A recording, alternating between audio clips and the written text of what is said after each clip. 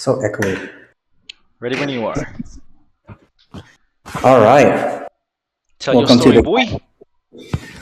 So let's see. How did I picture this going? So the setting. It takes place in. Is this too echoey? To a little echoey, yeah. Let me see if I can go to. I think it's gonna be echoey everywhere. This is better probably though.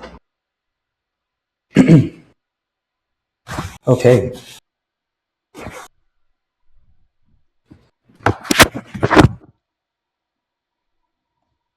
All right. So the setting takes place in a place called Amethyst Peak. Okay, It's a Amethyst group. Peak. It's a group of volcanoes. All these volcanoes have like a purplish hue to the rocks. Um, I'm looking up from above. You see rivers of lava, some lava pools. Hmm. There's a couple of dragons flying around, and it's just generally bright in a lot of areas. So where we're gonna go, we're gonna zoom into near the peak of the tallest volcano, where it sits, a full castle built from obsidian. And you find yourself at the bottom of these stairs, and you look up the stairs, and there's the giant doors that enter the castle, Hmm. and there is a knight and a squire sitting in front of the gate. Knight and a squire sitting in front of the gate. Okay. Hold on. Oh, drawing as fast as I can. Knight and a No, take squire. your time. Please take your time, so I have time to think. Understood. I actually like it this way because then you could write it out and kind of see where it went wrong or what's going on. Okay, perfect. All right. Um, I like it. I can somewhat see it. When you say knight and squire, though, I don't know exactly what they look like. All right, why don't you approach them? Well, first of all, who am I? I don't know who I am. You're Billy Ren, yeah. Tell me about Belirin. So Billy Ren is like he's got to be like Belirin. around. He's around 7 foot tall. He's mostly made of rock, but he's got these kind of like I guess you would say small little tiny lava rivers going around his body, which are of course glowing because he is a paragenasi, um, son of a flame genasi and earth genasi. So he's got both qualities. He's got a very stoic gait, uh, and kind of how it goes. Let's Eyes are see. glowing just as bright as the lava pool, the lava rivers on his around his body.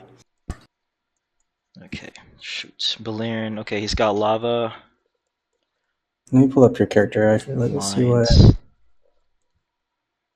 Skin. Yep, and he wields various weapons. Got some Does hand axes, warhammers, javelin. Definitely a man ready for battle. nice. I like that little commentary. Let's see. What armor did you see him wearing? Like knight's armor, like a plate mail? Um, when you created the character, did you put any? Let's see. That's a good question, actually. I see him personally as somebody who doesn't feel like he needs armor. So Oh. he's very exposed. Ah, okay. Perfect, perfect. Okay, probably like a belt or something. Maybe like the Yeah, thing just to like hold. pants at least. But I like the idea that a lot of his magma skin was visible. Buff, ready for war. Okay, I see. I see. No clothes. See, stuff like that is very important because that'll let me like kind of interact with the world. No armor. There we go. He's got a javelin, and I gave him a warhammer because I, for some reason, I feel like that feels right for someone who's made of stone and lava. Would that be No, okay that with you? makes sense. Yeah, no, dude, we're building this together. I didn't want it to just. It's a lot of Just pressure doing be it all at once, but I kind of like how letting it flow. warhammer. All right, all right. Let's see. Warhammer, and then he's got two hand axes. Hmm. Does he have hair? I feel like he'd be Mm-mm. kind of bald. All right. He's bald. Got you, got you. No armor. Buff. You've seen the picture of him, right? Or like that. That's kind of how I. Those pictures on that family tree I gave you is similar to what I wanted each one to look like. Actually, I saved it somewhere. Do you have it on your phone? Can you upload it to Discord? I have it. Do I have it on my phone? I know I have it on my phone. oh, you know what?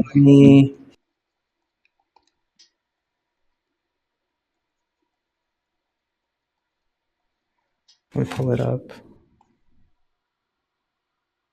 Gallery. Okay.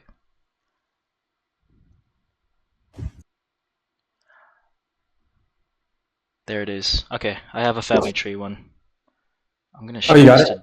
Yeah, I'm gonna share this to Discord actually. Oh God, so embarrassed, man. No, not to you, you butt. Let's see. Category. Chip Skylark. There you are. Okay. I have a better sense of who he is. Places lava. I see 2 squires and a knight. Do I know? Oh no, a knight and 1 squire. Knight. Okay.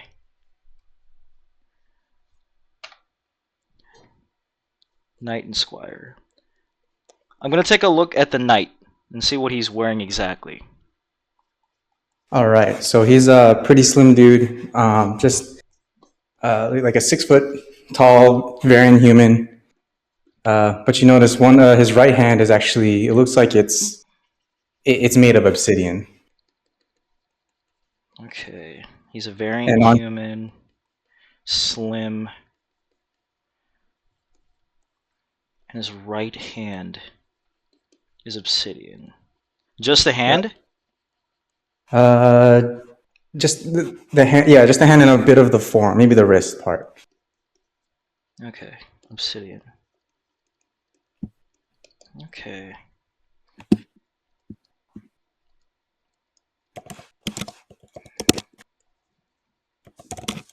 Does he have hair? I feel like that's Does have hair. Alright. It's like medium length, kind of like dirty blonde. Yeah, dirty blonde. Okay. And the hand that's obsidian is right hand. Oh shit. Okay. Hoop.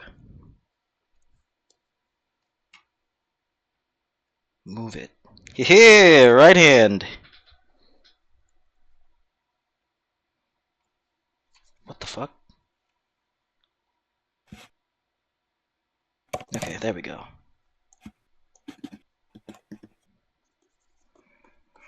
Okay.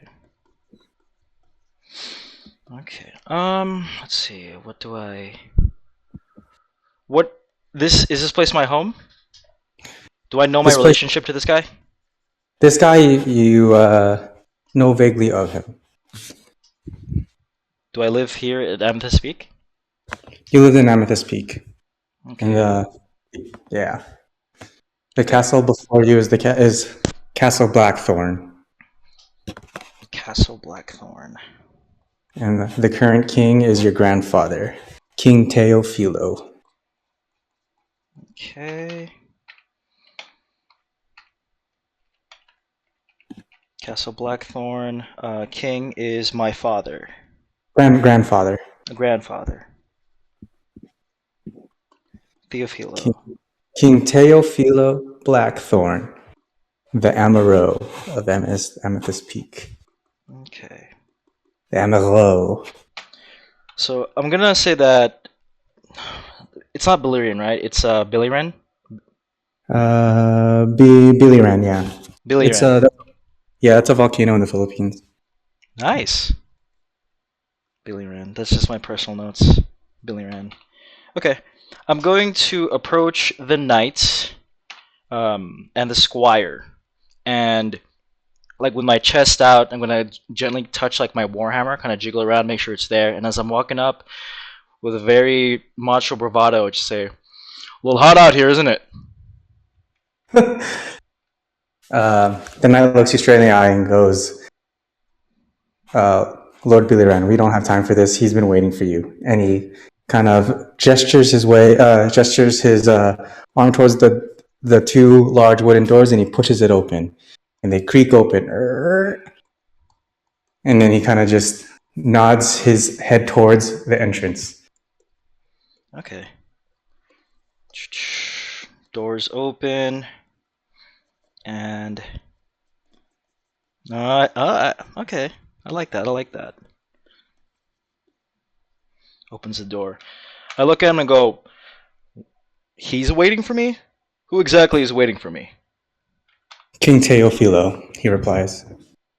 Granddad. What exactly does he want? Why don't you just Because go talk to him? I think to myself, I kind of look around, and with nothing else better to do, no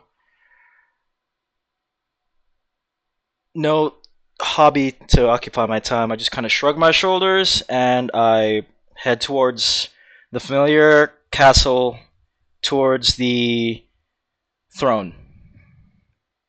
Yes, so you enter through the big large doors, and although the outside, made of obsidian, looks very earthy, made of rock, rugged, inside is clean as a whistle.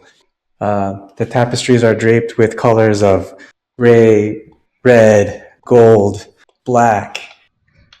Just a very clean interior, a very distinct contrast from the outside. And it's a long hallway, a long court that leads to the throne, a long rug that leads to the throne. And at the throne are three people. King Philo, who is standing, not sitting on the throne, but his right leg on the throne, almost like like the Captain Morgan bottle. Okay. Yep. And then to the right is his right hand man, his best friend, a big towering knight with um, a glass, like a big axe. He's about your height. And then to the left is his advisor and your father, Belial Blackthorn. So like the throne's left? Yeah. Okay. And then down the long hallway, you hear, "Billian, I've been waiting for you. Please come here." I love the accent. Okay. Who's to the right again? To the right is it's just a large knight. I haven't named him yet, but it's a large knight with a big battle axe. Got it, got it, And the got it. battle axe looks like it's made of some type of like crystal glass. Okay. Oh, I forgot to tell you, it's similar to um, the knight the knight at the front of the gate had a sword on his hip that looked like it was made of the same material. Okay, got it. Same material. See, the importance of detailing the little things. Same material as knight's sword. Okay. Belial, we've been waiting, and then the king is just fucking Captain Morgan posing. Yeah. Why not? Cap Morgan. Okay. Sorry. Drawing also is like taking up the time of this. Dude, it's fine. No, I mean, I'd take your time because I'm trying to like think of what I want to say next. Okay. So from where did the voice come from? From down the hall, it came from King Philo, and he's like standing Captain Morgan style, right foot on the throne, seat of the throne, and his arms wide open, waving you to come towards him. Billian! Ah, okay. I I'm going to stop that bravado walk of mine and kind of just walk normally, maybe even my shoulders hunched down, and I'm Okay. walking towards him, and I say, "Yes, grandfather." All right. And so as you're walking towards him, you hear just you're a 7-foot magma dude, so you hear doosh, doo, doo. But if you hear closely, you can even hear a little sizzle. That's and it's actually your footsteps actually leave markings on the very pristine rug of his. But But you get to King Philo, and you kneel in front of him and you say grandfather, and he goes, "S'il vous plaît, mon petit Billy, I'm your grandfather. Please stand up." Okay. And then call me Philo. Grandfather.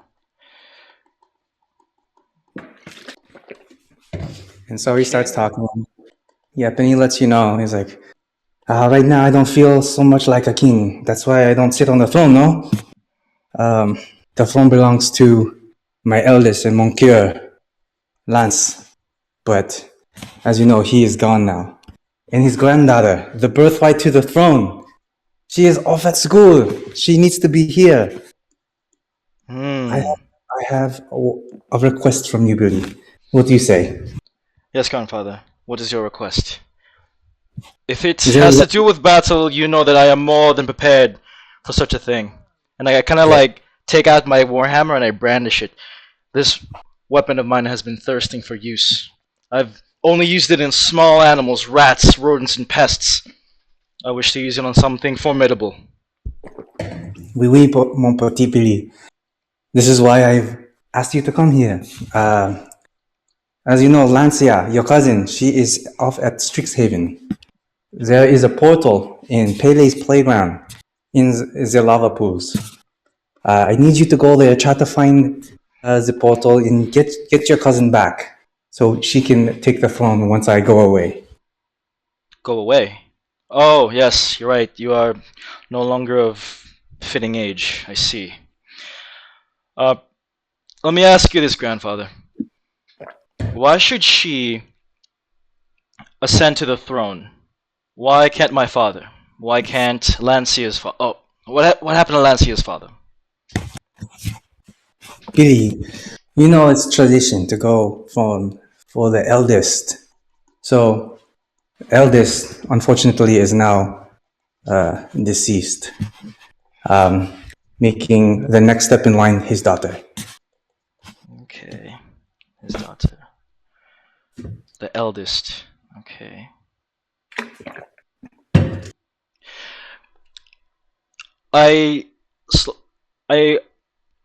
Standing up, I take a step closer to my grandfather and I say, "Grandfather, it may is how long has this tradition been going?" For years, and I'm not one to break tradition. It's worked out so far. Why break it now?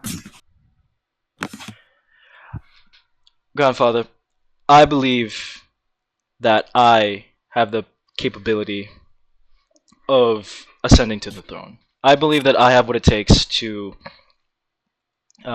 rule our people. I think that maybe following tradition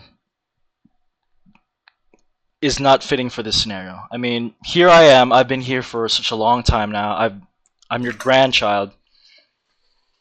I would like to challenge this tradition. Maybe not now, but in discussion. Some other time. As soon as I bring back my cousin. Yes, I agree. It sounds like something you need to talk to your cousin about. So yes. I think first things first, we have to get her back, no? Yes, first things first.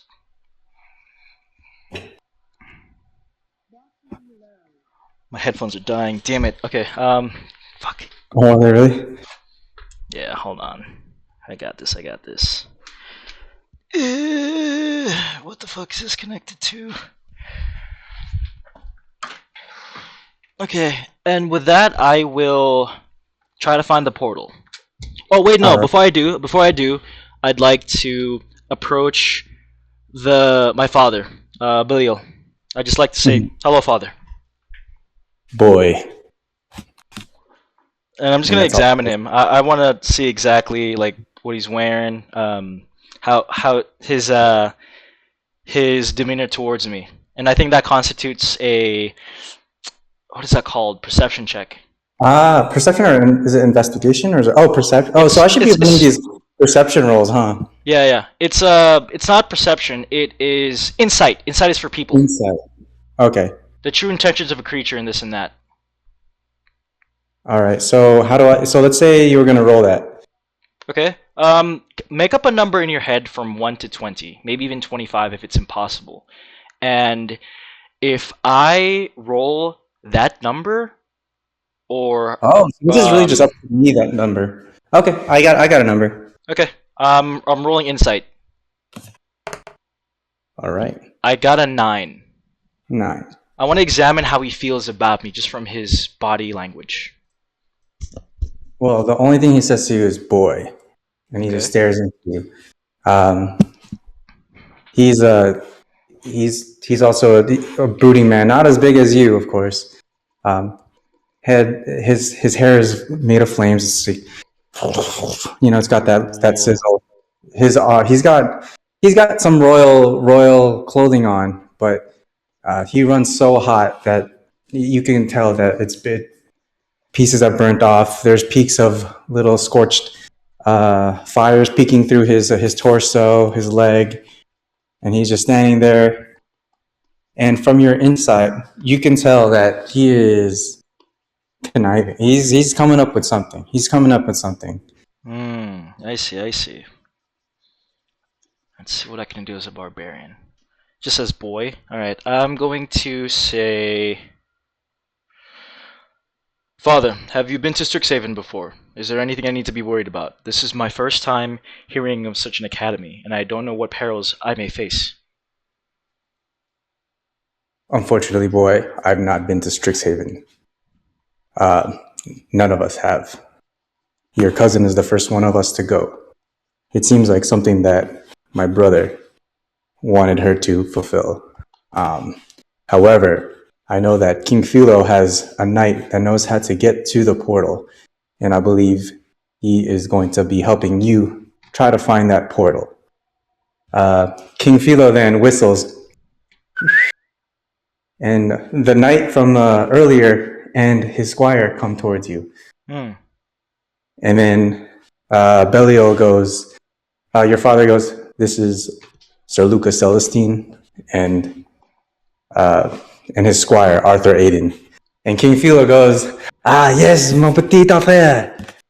Uh, um, Wait, say, God. going too Oh, fast. What were the knight and the squire's name again? Lucas Celest, Sir Lucas Celestine. So Luka Luka. E C E L. You said E? Uh, yeah, CE as an elephant, Lestine. What am I spelling? Holy shit. What was his name? Celest, Type Luca it, Celest. type it, Oh yeah, just type motherfucker. it in. We're on Type it, Discord. motherfucker. Oh my god, technology. I mean, I'm talking to you from my Nokia. I may have to. Fuck my Let's see. So Sir Lucas headphones. Celestine. Okay, I know a hack. Fucking phone Discord.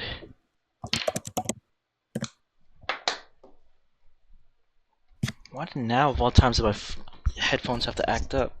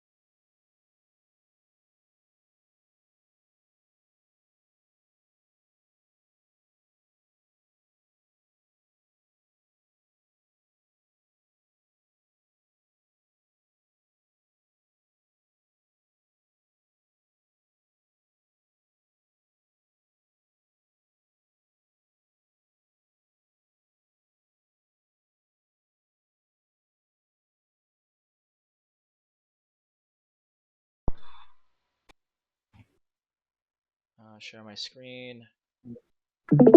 Okay, Okay, so kind of like that.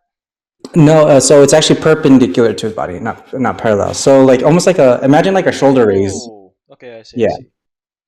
and so he raises it shoulder up to his face, but the blades are pointing up and down, if that makes sense. So it's kind of flat The blades in are front of his pointing eyes. like this. Yeah, exactly. He's holding it like that. Okay, I see. And, and it looks like he's looking through the sword Oh, that's sick. yeah, he's looking through his glass crystal sword as he walks through the caverns. Oh, that's sick. I did not actually expect that. That's really fucking sick. Okay, is it like one-handed or two-handed? Like, One handed. okay, so he's just doing it with one hand. I Yeah. see, I see. Okay, got it. Cool, cool, cool. And when he's doing this, I tell him like, "What are you doing?" He goes, um, so he's like, as you know, the Jagged Edge Knights, the Jagged Knights have all earned um, the enchanted weapons from Castle Blackthorn. This sword is made from dragon glass, which is forged from dragon fire. And then, as you can see, and then he kind of shows it to you. It kind of it's clear, and it's kind of got like a greenish bluish hue on his particular weapon. And he's like, and he says, looking through dragon glass, you can detect magic through it, It detects magic. concentration of magic. So this is why I was hired to get you through these caverns, because I have the means to. I have the means. That's quote worthy. All right. Okay. And as he does so, as I'm looking through the blade, I look at him with a kind of an approving nod. Like, okay. All right, let's continue. And then you guys go through, and you can see like if there wasn't for the ability for him to detect the trails of magic through his sword, there is just way too many routes to go. Ah. You definitely would get lost easily. Okay.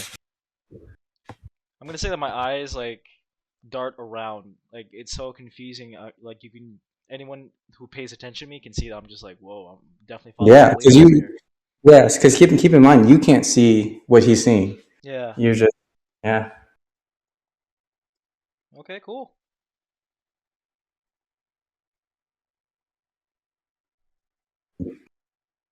Okay. I continue to follow. All right. So he continues to go through the caverns, and you can like you're made of magma, but you can start feeling that the temperature is rising, not drastically, not to a point, but it's noticeable. Um, and then you hear Arthur kind of like swallowing. He's definitely feeling the heat, but he's just as stoic as Luca. And Luca says, he's like, yeah, he's like, I know, Arthur. We're getting near. And he looks at you, and he kind of nods that to kind of let you know that we're going in the right direction. So as he continues to walk, and he goes through the different veins in the caverns, he sees the kind of like what looks like it was an exit, but there is like a dragon type of formation and rock in front of it, and he keeps looking through. He's looking through his sword, and he takes it away from his eyes to kind of like see. He's like, "This is definitely the exit. There's so much, there's so much energy concentrated behind this statue. This must be it." But I don't remember. He's like, I don't remember hearing anything about this. Sure. So should we explore?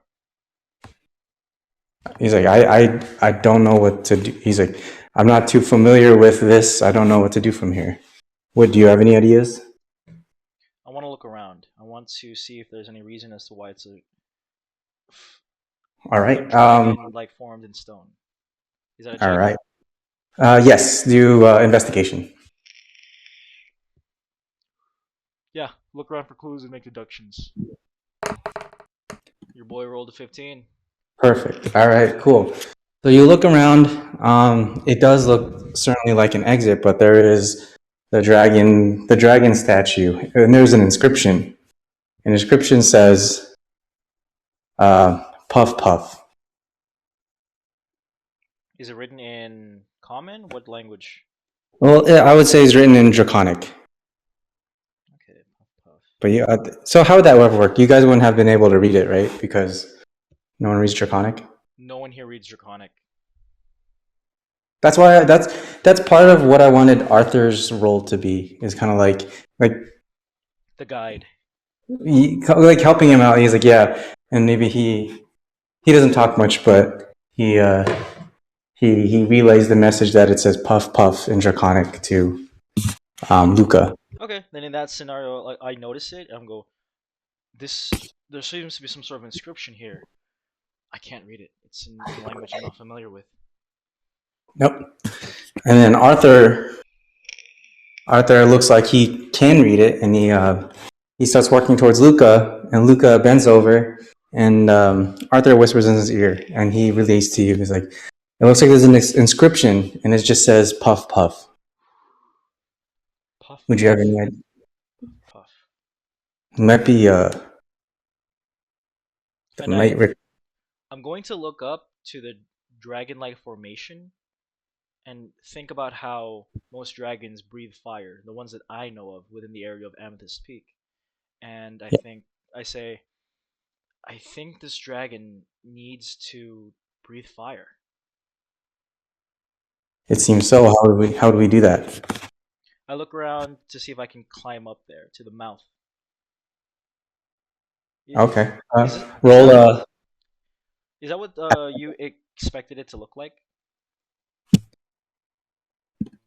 I mean, I don't mind that. I was picturing kind of like a drag. I guess I should have said dragon head formation. Oh, I see. Where the exit is the mouth. Yeah, Oh, should have said so. Should have said so. I'm on his yeah, I should case. have. Sorry. Should have said so. Okay. If that's the case, this is what happens when you make friends with artists. Yeah, let's say the mouth is closed. Ooh. Oh shit. Okay. Eh. Fuck it. I could have done that better. That's all good. There we go. That's better. All right. That's the case. Looks like a dragon head. I look over to the two of them and I ask, I don't know too much about minerals, but sulfur, it's flammable, isn't it? If I remember correctly. Ooh.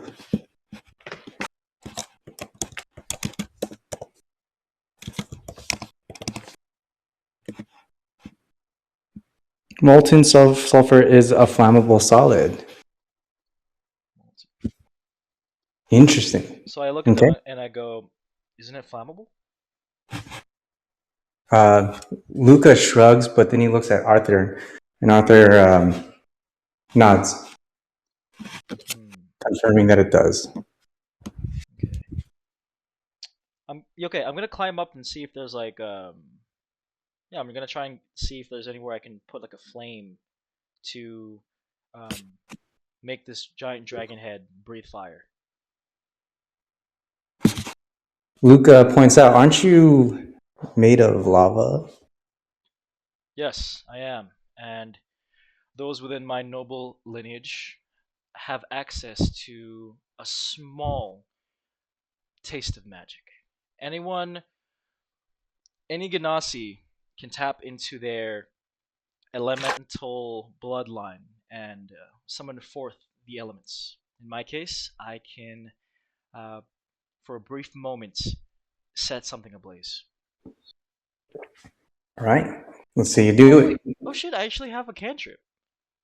Yeah, I'm going to tell him this, but I'm also going to lie and say, now once a Ganassi um, taps into the elements, they cannot do so again for a short period of time, knowing full well that I myself can actually do this at any time I want to. I have produced flame Mm, and burning hands, so I'm gonna give him that lie. okay. Oh, then roll for deception. Nice. All right. Yeah, 17. Dang, you're hitting it honestly. Okay, cool. So you describe your quote unquote weakness to Luca, and he says he says to you, he's like, I think this is a good time, if any, a better time, if any. Okay. So yeah, I'm gonna go kind of go up and explore, and I tell them I'm gonna go up to what seems to be the nose of this formation, see if there's anything I can cast a light. All right. Then athletics, an acrobat. Yeah. Yeah, I was. That's what I was trying to think. Was it? Would it be athletic? If you're climbing, is that athletics or acrobat? I was trying to Well, look. acrobatics is like parkour. Oh, here. Oh, It's this one. athletic. Yeah, yeah. Athletic. You want me to roll? Let's Yes, do which it. is better for you. Yeah. I rolled a 5, so 12. Okay, cool. Well, with the modifiers, you're good. So, you want to describe how you do it, or you want me to describe how you do it? Please describe for me how I do it. I'm not All too right. familiar with So, this landscape. yeah. So, as you know, it's shaped like kind of like a dragon's. Let's see what your picture. Shaped like the dragon's mouth. So you with scales and all. So you yeah. But you're made of magma, so you grab onto the scales, and the tips of your fingertips burn just enough to give you enough grip. And this big man just burns his trail towards the nostrils, and he's hanging off the. He hangs off the nostrils, and he lifts himself up, and now he's on in between the two nostrils. Okay. Hold on. Check this out. This is a really cool feature of the storyboard. So I can duplicate it, and then I can draw out where Billy Ren is, and then also delete. So now check this out. It's like a little There animation. you go. Yeah, exactly. Cool, right? Okay. Yeah, I'm up there. I'm just gonna look around, see if there's anything I can cast a flame. So it can up where you are. It continues to be just a rock shaped like a dragon. But upon inspection, you see that the holes of the nostrils look like a passageway. Not enough for anybody to fit in, but it does look like it's got some type of function towards it. Okay. Um, I'm going to look at them, kind of just like exhale and focus on myself to create uh, a small ball of fire in my hand. Produce flame. Yeah, yeah. A flickering flame appears in my hand. Yeah. All Sheds right, light. Attack on the flame, and I'm going to hurl it into the nostril. all right. Wait, is this the move that you said you can only do once? No, this is produce flame. I didn't know this, but looks like I can produce flame as a cantrip at any time I want to, and then I have burning hands, which is a more intense one. Okay, so you throw it down the nostril, and you see the light go down the pipe. What it looks like, it goes, and you do hear a little rumble, and then the mouth of the mouth of the dragon starts to glow a slight orange, as if that's where your flame went. But other than that, nothing really happens. Hmm. Okay. I look down and I tell the both of them, "No go. Whatever I was thinking, it didn't do anything." So Arthur then slowly walks up to Luca, and then Luca bends over and he whispers in his ear, and Luca says, "Why don't you try it with both nostrils?" I look at I look at them both, and I have an expression of a slight annoyance, like anger, like how come I didn't think that? And very annoyedly, I just like with both my hands create a flickering flame and let it drop into both nostrils. All right. So you do the same thing, and you see the light travel down, and now the orange tinge grows brighter and brighter, and then the rumbling starts going, and then you feel that the mouth is starting to open, and Luca yells, "Maybe you should get off." Okay, and then I'm gonna do exactly that, but as I do, I'm going to look for a loose, large rock and kind of like fake that I'm stumbling, and then kick it down to try and hit one of them. Oh, all right. What would I have you to roll for? What would you roll for that? I would have. Let's see. It's not really an athletics. It's Nah, is it like a sleight of hand type thing, or is it a? let's see, an act of legerdemain or manual trickery, such as planting something or concealing something on my Hmm. person. So no, that's more pickpocketing for sure. Maybe stealth. No, conceal yourself. Survival, nature, performance. It's kind of performance, to kind of act like it was an accident. Okay. Check. I think performance. Yeah. Let's do performance. All Okay. right, roll for Oh performance. shit! I have a +1 performance. Let's go. Yep. 10. Oh, 11 with a +1. All right. So you on your way down, you find you search for a loose stone, and you're climbing down almost like a ladder, and you feel the loose stone, and you try to pull down on it as if to assist with your climbing, but you aim it at Arthur, The and little one. yeah, the little one, and it launches towards him, but he's really quick and he dodges it and he misses it, and he visibly looks angry at you. And Luca goes, "Careful! You almost killed Arthur." Okay. Once I'm down there, I'm going to say, "You aspire to be a knight, and a knight should always be vigilant. I make no apology for my actions." Arthur just turns around and says nothing. And then, so as this is happening, that you start seeing the red glow. The dragon's mouth starts opening, and it just opens, and you hear, and then you see the exit to the caverns, and there's lava pools. You see that it's now lava pools. However, all the noise around you made had startled a couple of the the sulfur bats, and Oh, this starts your first.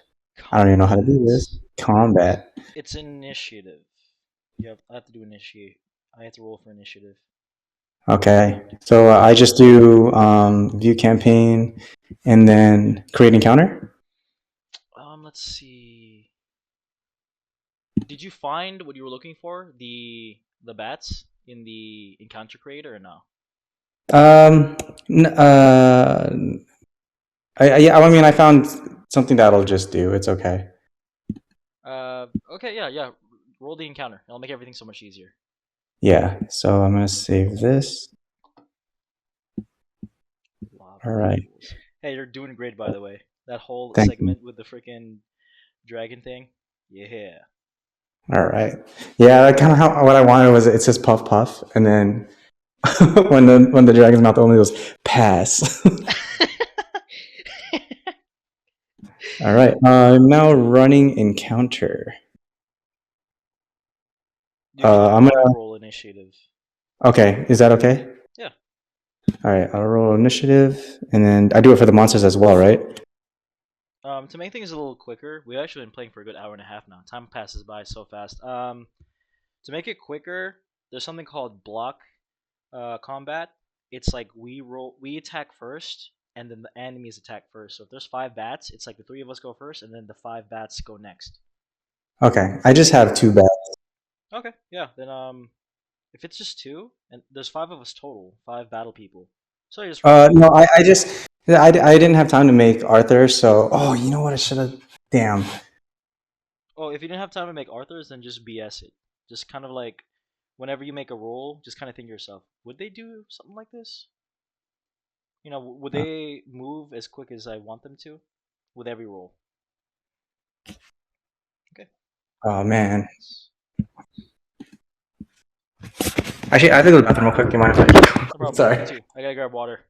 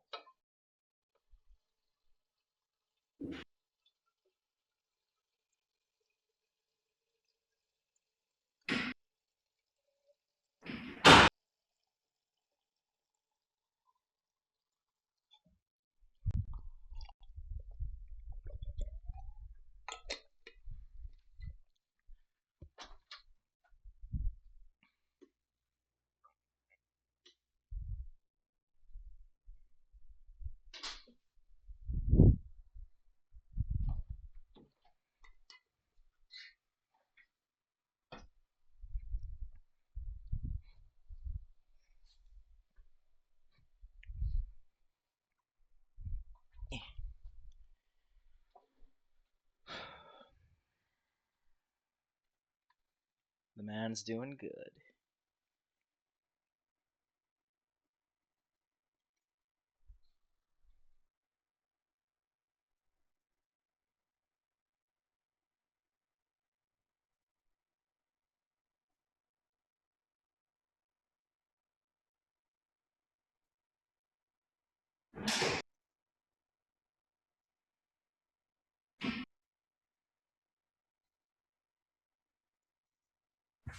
All right. Excuse me. I can make. Oh man, how do I do that thing where you just make a random character? Oh, okay, yeah. Let's see. Just go online for it. Let's put in 5e character Well, because I generator. could do it here. I think I'm gonna delete this guy. We're not gonna do that damn two kids two shot again, right? You totally could in the future. But yeah. Go ahead and delete your character. How do I do it so it's here, quick build, right? Quick build. I should have just done this. Fuck man. There's so many generators out there for DMs. So many. It's crazy. Choose class. Take your time with this one because your boy is improving the art for this. I said he was a dwarf, right? Yes. Let's see. Belirin is gonna have a little bit of a brown color. Okay. Belirin's gonna be brown. Gray, white. What was the color of Luca's clothing, his armor? Luca's clothing. Oh man, where did I have?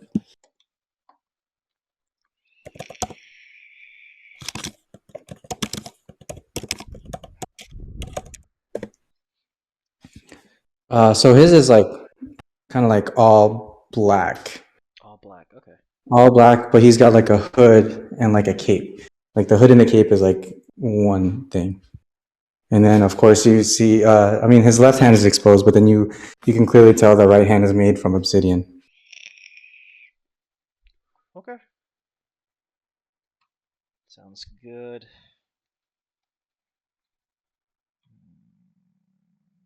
Let's make you brown. Hmm.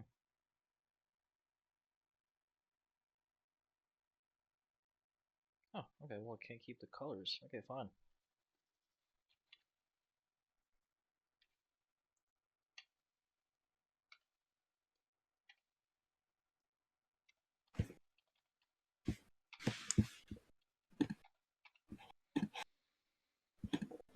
Sulfur bats.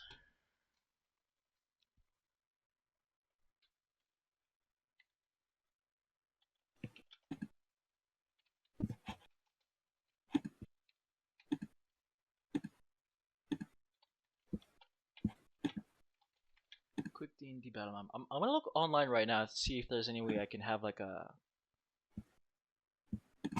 quick battle map. Quick.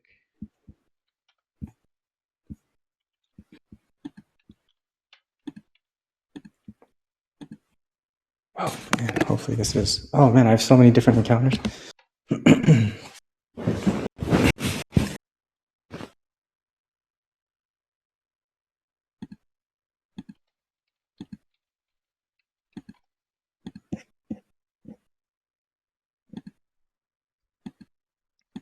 Again, uh, um, campaigns.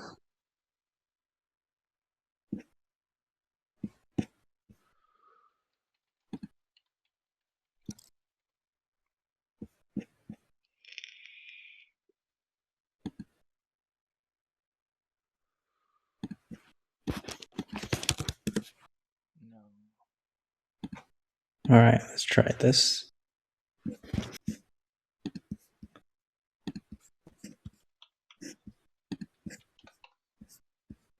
Is there a character limit when you make yours? No, there isn't. That's so awesome. Yeah, we have to pay 80 a year. Holy shit. Oh man, I'm definitely down for that if we do end up playing a lot more. I already have it. Yeah. If you want to DM more, I'm so down for it. Tabletop. Yeah, I do got the jitters out of the way. I'm kind of getting it now, the flow and stuff like that, and potential and like improvising Mm-hmm. because it's actually going differently than how I planned, but kind of still going the same way that I would have liked it to. But then I'm seeing now that there's at least one thing that I wish I did, but it's okay. Create encounter.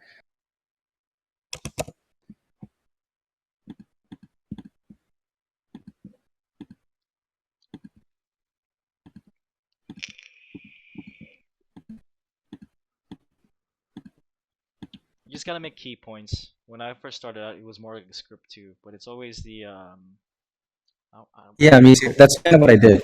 I was like, this is for sure what I wanted to happen, but the way it happened was different, which was cool. All right, I'm ready to run encounter.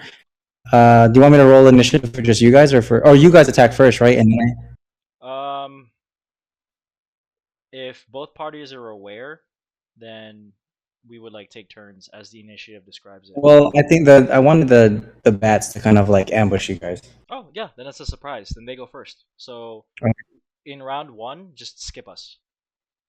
Okay, so there's three of these sulfur bats come down, and let's see.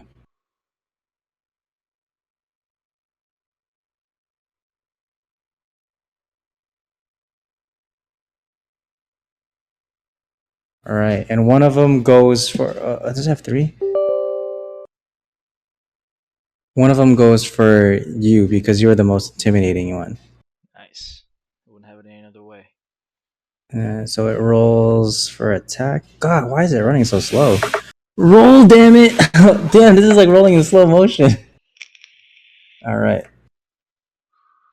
That's on cool. purpose to what is that called? Suspense. Is it really? Yeah. You can actually disable it too if you want, but that's in settings. We can do that later.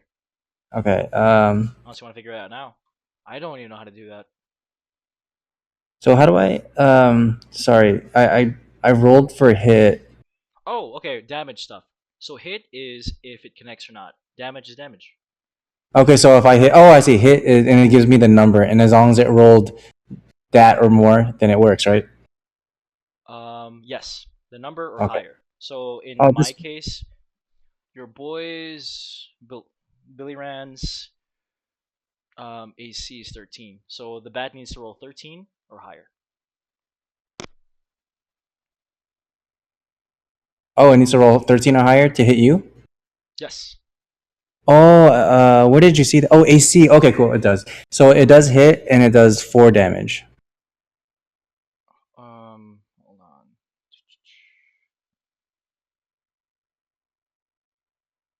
Hold on, my boy. Oh, okay, I'm getting this now. Oh yeah, I definitely want to run everything through this, at least for the first couple of. How do I do settings? Is it the settings in the campaign settings or is it in my settings? Fuck. Oh Hmm. shit, that's hella.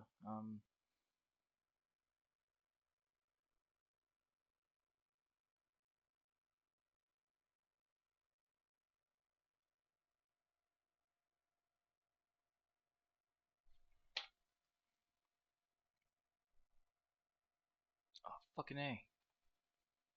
Um,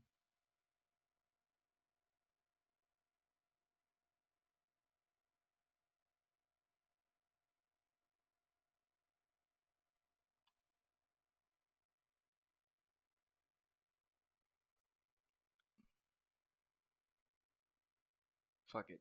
Okay, like this.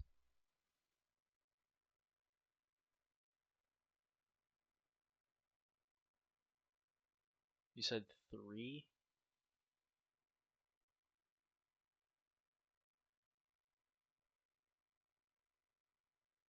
Okay. Here, let me. So this is the time when a battle map comes in super fucking handy. Yeah, no, that's why I didn't. So hold on, your boys got you. This ain't my first rodeo. All right. You see? Do you see Uh, my stream?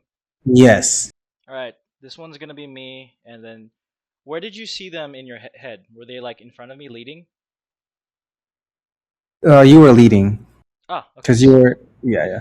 Because you're the one that made the noise, and then they're behind you. Okay. So things move fast. So these bats, they have like 30. What's their speed? Their flight? Their flight speed is fly 60 feet. 60. Okay. So did you imagine them? They're about this far. 60. Yeah, this is 60, and they're coming in like that. About this far. This is 60 feet. They're on us. Yeah. So the one ahead goes. Yeah, the top right there goes towards you, Okay. and he So that's takes a 50. bite. Okay. Um, yeah, he goes and takes a bite out of your shoulder. Got you. Got you. Let's Well, see. a bite at your shoulder. And he takes how much damage? 4 damage. Four. Got it. One, two, three, four. Cool. 91. All right. Like when he takes a bite out of me, I'm just like I flinch a little bit, but the bite is nothing. Yeah, it's just a flesh wound. All right, and then let's go to the next one. Oh, do I press start? What the heck did I just do? Start. Oh, what the heck? No, wrong. Oh, why is there so much of the bats? Oh, I fucked up. I think I fucked up. What is this combat tracker? And why is there so many Like the bats are going so many times before you guys go. For the encounter, Yeah. can you try and delete them or kill them? Have them zero, and just leave three. Resume encounter. The whole thing is the combat tracker. What's your the entire program of keeping HP and all that? That's the combat Yeah. tracker. Well, it's like I only have 3 bats, but it's like the bats go like 6 times before you guys go. I messed up the. Uh, You're using D&D Beyond, right? yeah.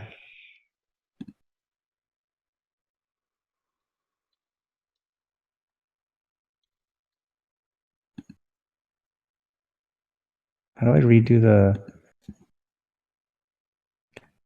I would like to redo the initiatives.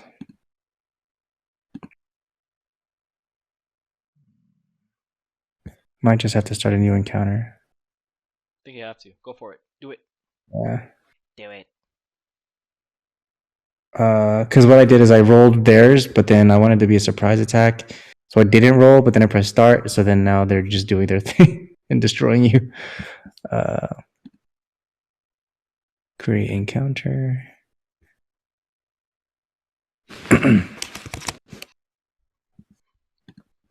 This is cool. So you probably have this already set up ahead of time, right? The encounters. Yeah. Not all the time though. So run encounter, auto roll initiative, and then auto roll initiative. All right, we're just gonna go like this. Okay. See So why the bats go so much before? do you do next? Yeah, What's and then it next? goes to and then it goes to the next one. That was the next one, next one, and then you guys don't go until turn 13. Fuck it. Go all the way down to turn 13. Okay, okay, so I'll do the first. Okay, because they're all gonna attack first, right? And then they rolled 5, and then they hit 4. All right, we'll just do the next one. Okay, so the next one. Let's see, where are we at? Next one's the one right above. Right above.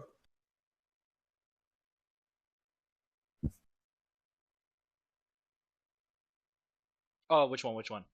This one? The one, yeah, that one. Okay. How far is it from? From me, it's 60. Dang, I might just keep going after you. Fuck it. I'm a buff boy. Where's Arthur? Oh, we'll just have that one fly towards Luca. Okay. Luca, I Just would say is the it's last one. max Okay. 60, right?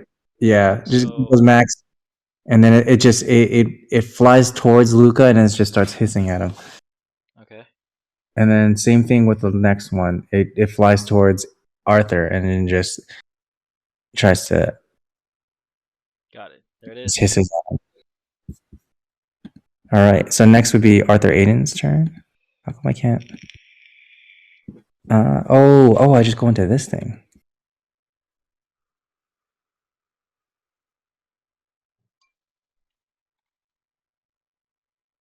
All right. Battle music. Battle So music. Battle music. so Arthur goes towards Luca and he casts magic weapon. Okay. And so magic weapon, you touch a non-magic weapon until the spell ends. That weapon becomes a weapon with a +1 bonus attack rolls on damage. And he touches Luca's glass crystal sword, his dragon glass sword, and it starts to glow green, and it starts like emitting energy. It goes, and then next in the initiative, and I definitely would want a better device to do this on. Are you using a tablet or something? No, I'm using a MacBook. So next would be Luca's turn.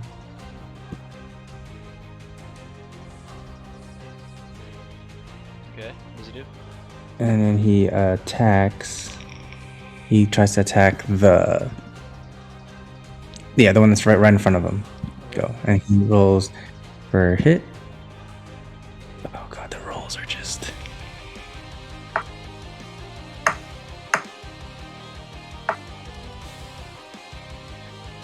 Ooh, damn, wasting all these. So he rolled a 26. I don't even have to check if that hits. And then he's gonna roll for damage.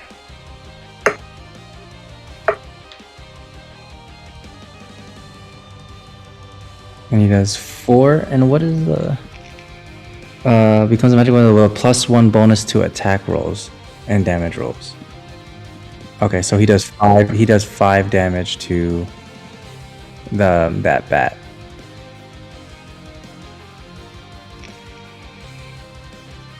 There's 5 damage. Boom. All right. And next is What I like to do is I like to make it more engaging. So it's just like, no, he takes a swish, he takes a slice or an attack. Like, whoosh. Oh yeah, true. Sorry, I'm not really That's on that. that mindset. Ah, okay, cool.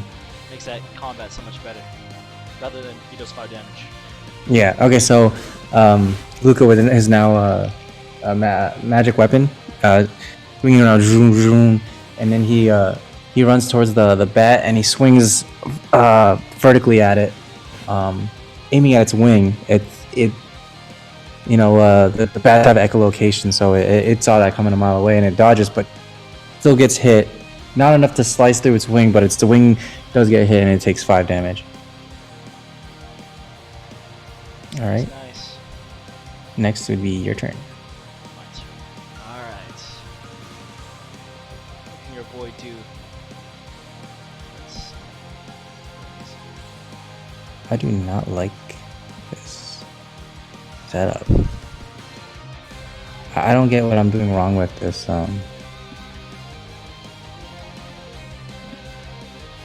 Things. Oh well. It's my turn. I'm going to. Oh, that's not enough.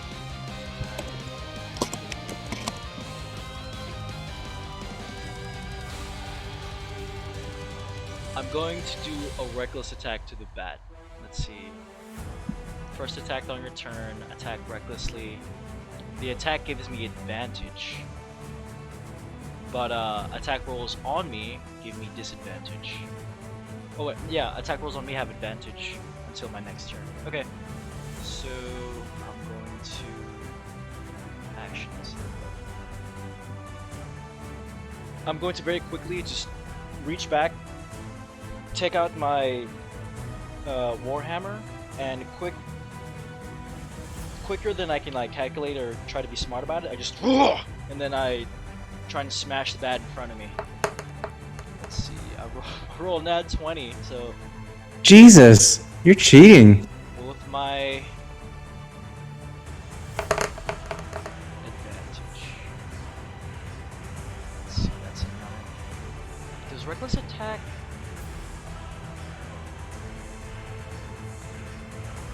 Giving you advantage on melee weapon attack. Oh! Oh wait, hold on, attack rolls. Oh, so it's not advantage with the damage. Alright, so yeah, just and then I do 9 damage. Critical. Golly. Up to you, what does critical mean? Because some people will do double damage for critical. It's up to you how you run your game. Oh shit. Well, for this one, let's just do double damage, dude. Fuck it, man. Your guy's a 18. fucking beast. 18 All right. it is. 18. He does 18. Okay, how do you tell me how you do it? Oh, how I kill it? Oh no. How are you? How is the motion of your attack? I grab my warhammer from my back, and Mhm. I'm like kind of off balance, but I take like a diagonal attack, and then I smash the bat into the ground. Yeah. All right. Cool. And as you're in the air, before you take leap, you see the lava streaks just glow with flames, and the lava in your eyes also grow brighter, and you are just super excited to finally be in battle, to finally use this axe, not for intimidation but for actual attack, and you smash the bat. You swing at the bat, who tries to escape, but you hit its head, and then just the force of it hits the force from the hit causes the bat to just dribble down onto the ground and just bounce off the ground. So 9 damage from the actual hit to the head, and 9 damage from it getting hit on the ground. Oh shit, that's buff. Yeah, that was a fucking yeah, man. Holy crap. Well, it's that one's turn anyway. So let's see what it could do. Oh, it should start rolling with disadvantage now, right? Technically. Let's see. It's grounded. I wouldn't say that disadvantage unless you wanted to. No, I'll just have it grounded. All right. So where's the positioning? Would you Yep. consider So incapacitated? Because that's a condition. Well, not incapacitated, but there's a whole bunch of conditions.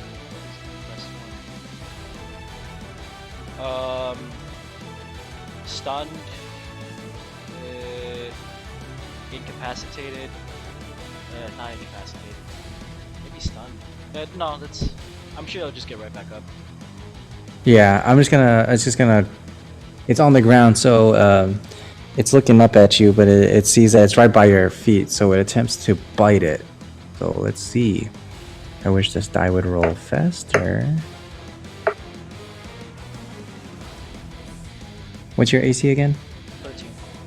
All right, it rolls a 23, so it does achieve that, and it rolls for attack.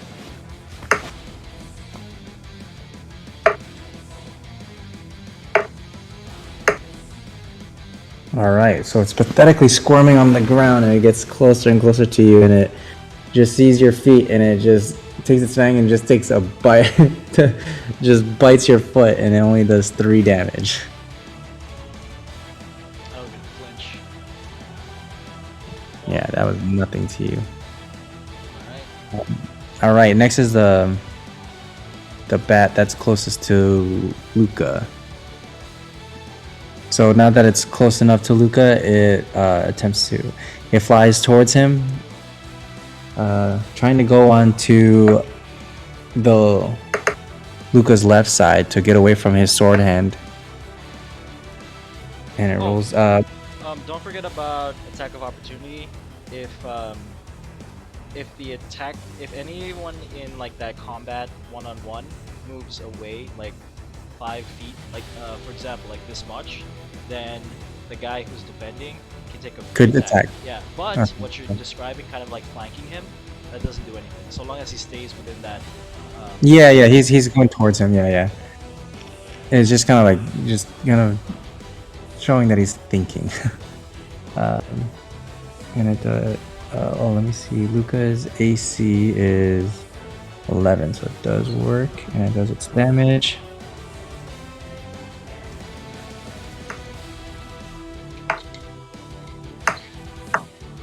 Okay, and Luca takes 4 damage. God, this is like a lot of health for these guys. You don't have to abide by the health. If you want to lower it, then lower it yourself if their health is like 50, you just put it down to 30 or 25, whatever you feel like. Ah, okay. All right. So next would be Arthur. Arthur, let's see what he does. It's back here.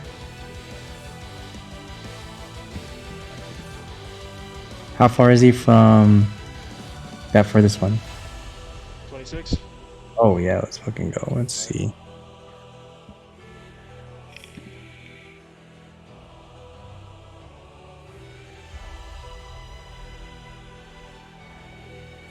Oh man. I wish I thought of more creative ways to do the combat for this guy. Comes the time. Yeah.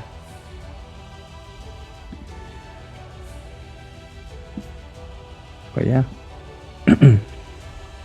So, he casts level 5 spiritual weapon. Boom. How do I do the damage of this? Alright, let's roll for the hit.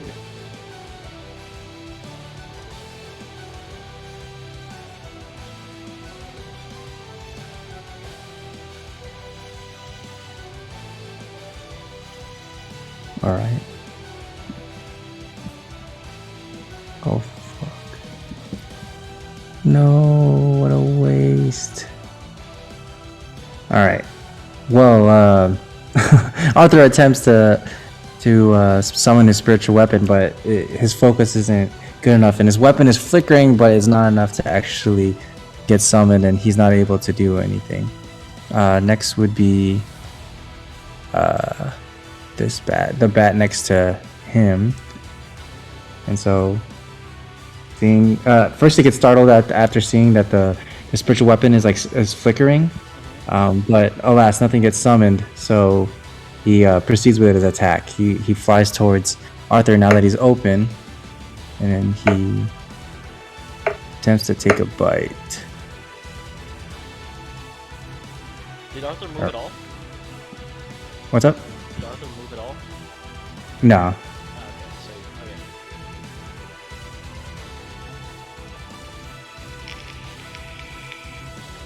okay. All right, and he does.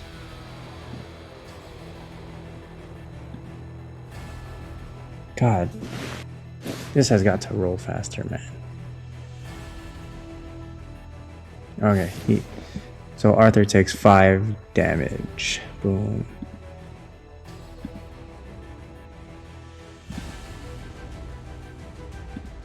All right, next is Billy Rand's turn.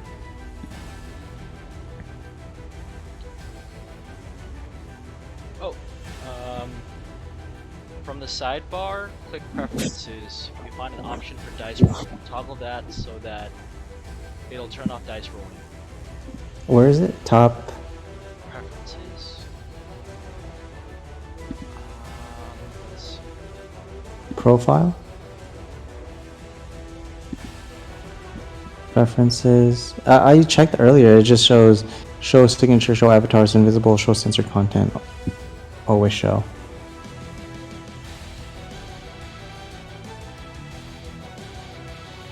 Go to any one of your character sheets. Click on the gear next to the character's name. Where am I right now? The gear next to the characters. Oh, but this is the monsters.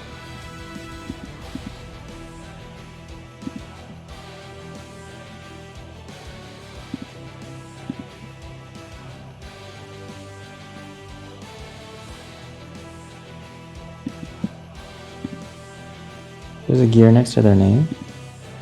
It's not. Well, I'm trying to do it myself too. Character settings. Oh, character settings. Yeah. Manage your character, character settings, dice rolling. Oh. Character settings. Oh, and just turn it off. Okay. Oh wait. Then it turns off that whole. Oh, there's no way to cancel the animation. You're stuck with it. Wait, so what happens when you take... Oh, so turning off dice rolling, you just can't roll. Yeah, you can't. Oh, that's lame. I guess they're working on it right now. It can't be helped. Okay, no worries. Lame. Alright, my turn. Yes, sir. Let's see. What can I... Your boy's a barbarian. I'm doing exactly what, Yeah, no, you're what I fucking expect. fine. I take another hit. I'm just gonna take another swing, and as I do so, I look to the others and I just say, I'll make quick work of these guys. I'll make quick work of these creatures. Creatures, yeah, nice. Oh, fuck. I rolled a 9. And he misses. And then Luca says sarcastically, "So much for that, Lord, my lord." Nice, dude. Right. Next. All right. Well, the bat finally. It happens. The bat flinches, but sees that you completely whiff. So it opens its eyes and it's like, oh, okay, and it goes back into the air. It's musters its energy and tries to take another bite out of Billy Rand.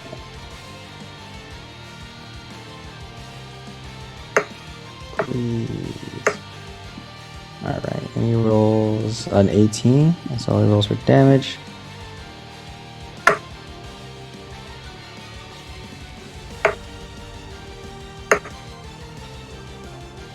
All right, so you tried to swing your hammer, you missed, and so your hammer was just kind of on the ground, and you're still your hand is still holding onto the hammer, which is into the ground, and so it goes to your hand and it bites your hand, and it does four damage. Ooh, I see what you're doing. I like that. Making it seem like it's a lot faster. All right, next is the next bat, which is closest to Luca, and it just Oh, how tries much damage did he do? he did 6. Oh shit. Okay. Alright, I'm good. All right, 15. Luca's AC is 11, so it does hit.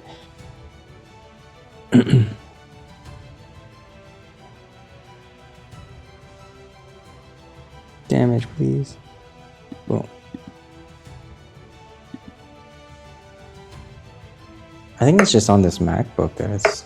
I don't know if it's just Power of this thing. All right. So the bat with its erratic kind of flying pattern, Luca's trying to track it, but it can't quite keep up with its movements, and then he bites his arm and he does 7 damage to Sir Luca Celestine. All right. I think next turn would be Arthur. Arthur once again tries to summon his spiritual weapon, but not at that level because he doesn't have that anymore. Oh, he does have another one. Okay, spiritual weapon. Boom.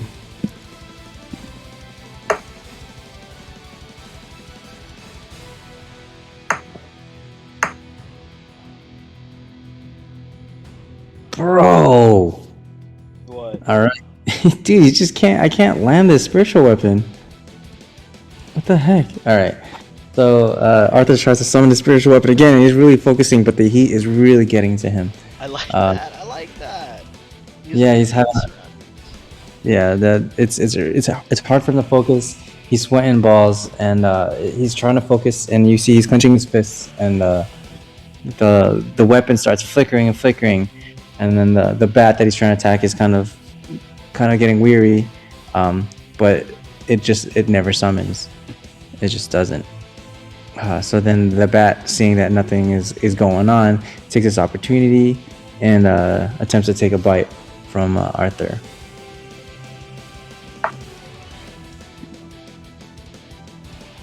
All right, rolls an 18 plus whatever, so it does 22.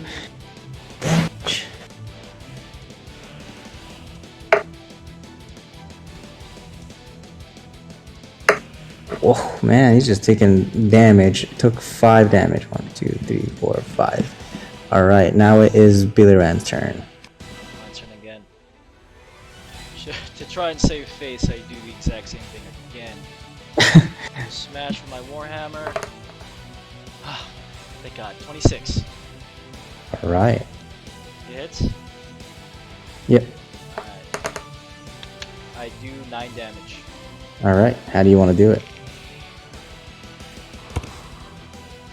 I'm going to lift up my Warhammer over my head. So just go. Then I just bring it down upon him. Aiming for the body. All right. So, Billy Rand raises the sledgehammer, heavy ass sledgehammer, up into the air. He is completely straight, like form is great. He is screaming because he's a barbarian, right? He's screaming. Yep. The lava streaks are just now kind of almost oozing. His eyes are oozing with lava, and he just screams and he swings the hammer down at the body of the bat, and the bat just explodes. And the damage of the sledgehammer was enough to not only explode the bat, but kind of create a significant crater in the ground. No, oh shit! I like that. I like that. All right. So the bats, they see what happened to their fucking friend. So he looks at it and he gets kind of angry at what just happened, and it flies towards Billy Rand and tries to take a bite out of him. Which one? The one closest to... Luca. Yeah.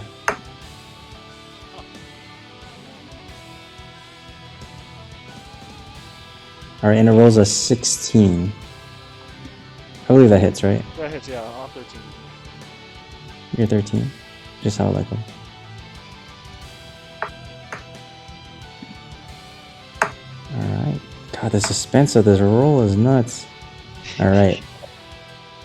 So out of anger, it just darts completely straight towards you, and it just it bites your shoulder. How much damage?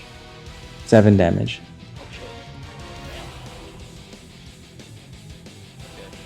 I have a good amount of scrapes and cuts. Oh yeah. All right. Let's see. Come on, buddy.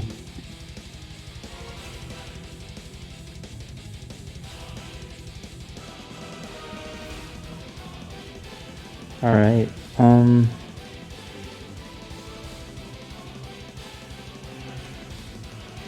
Let's do.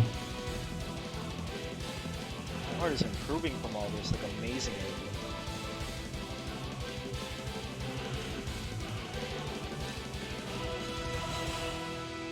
All right. So seeing, dude, there's so many spells. When you do like create a character, it does like at level 10 create a character. There's so many skills. There is. Oh my, this. I have a better idea now of how I'd like to draw out Billy Man.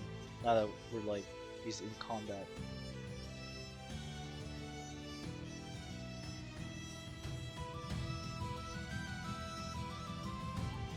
Oh, you forgot to describe the bats exactly. What separates them from regular bats? Them being sulfur. The eyes are like kind of like greenish, yellowish greenish.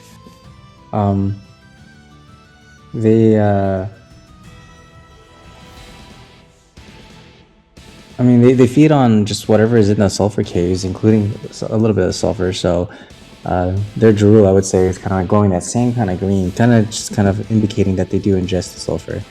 Ooh. They are bigger than what a regular bat would be. Yeah, and so when their wings spread, you know how the wings kind of like are a little bit see-through, like it's kind of like stretched out skin. That is also a bit green. But at the tips of their wings are their claws, and it's just, other than that, it just looks like just like a really evil hairy bat, just with those green kind of aesthetics. Cool. All right. So Arthur, being disappointed in himself, just gives up on his freaking spiritual weapon, and figures he'll just help his comrades out, and he casts Shield of Fate onto Lord Billyran. So this gives Billyran +2 bonus AC for the duration. +2? Yeah, +2 AC, just to ensure that, because you're right now you're the only one doing damage. He's like, I want to make sure this guy can do damage. How does he cast it? Let's see. Well, on his armor, there's all white armor with the blue trim. There's actually a little emblem on like the neckline, I would say. So he touches the emblem. It glows red, and it glows red, and then he kind of let's see, how would I do this? It does like a shines like a blue light onto you. And it's casting it, and the blue light, it goes from the red emblem on his chest, and it kind of like almost like a light that kind of disperses up to your whole body, and it puts the shield around you.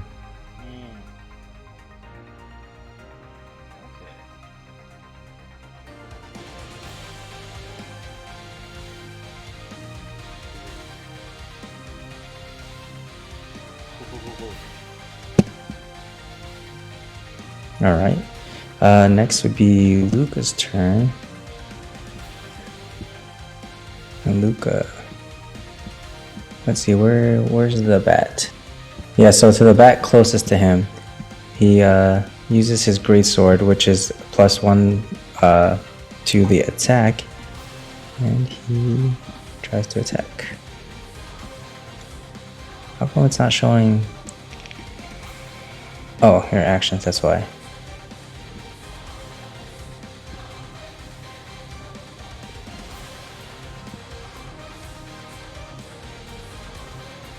Alright, he rolls. Where the fuck up? Finally. Alright. Oh, why is it rolling 2 die? Is it because it's a greatsword? I think so. Oh, okay, cool. Not sure. So, Luca goes to the nearest bat to him, and he kind of like twirls his sword around, and you hear the, and he grabs the hilt with both of his arms, and he takes an upward swing, and and kind of grazes the belly of that bat, and he does 8 damage.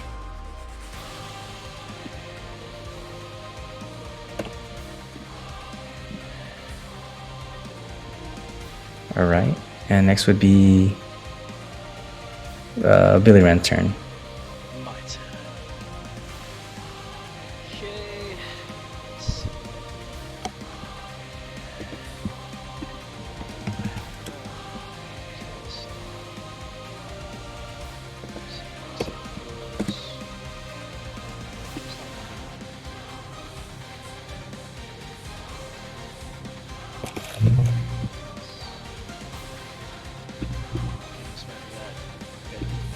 Take another hit with my warhammer. All right, which one are you going for? I'm gonna go to the one that's attacking. Okay. So I rolled a 12, 19. Holy shit! How much damage?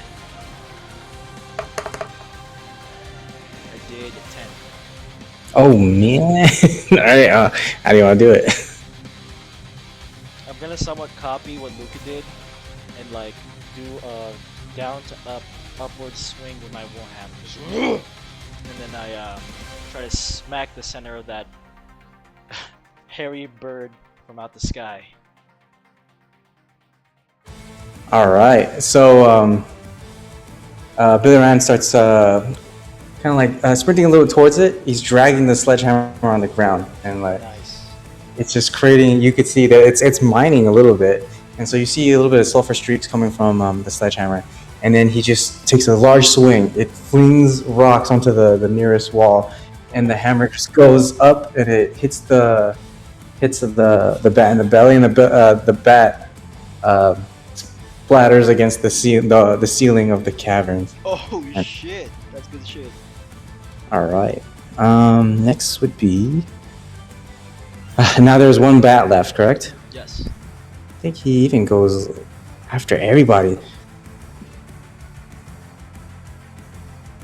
So Arthur, now with only one left, feels a little bit more confident, and he tries to cast level 4 spiritual weapon.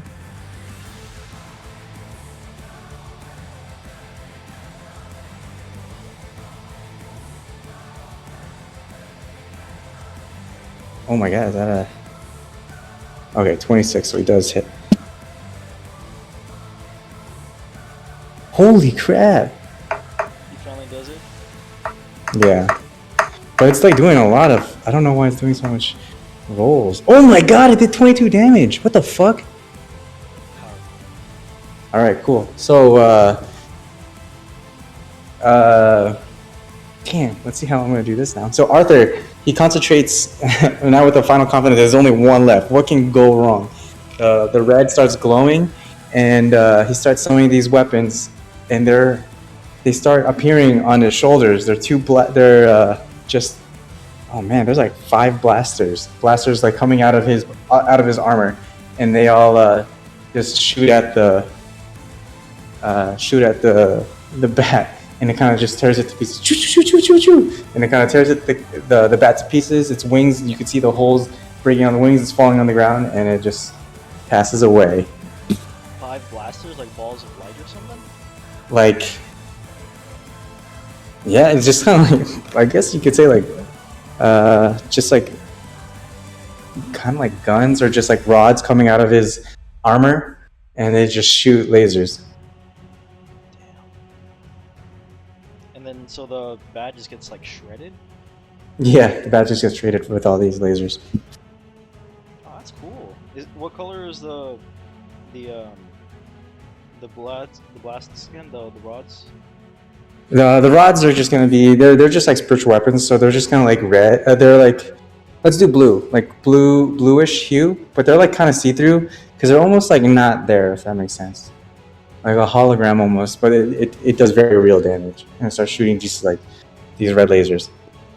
Red just gets shredded.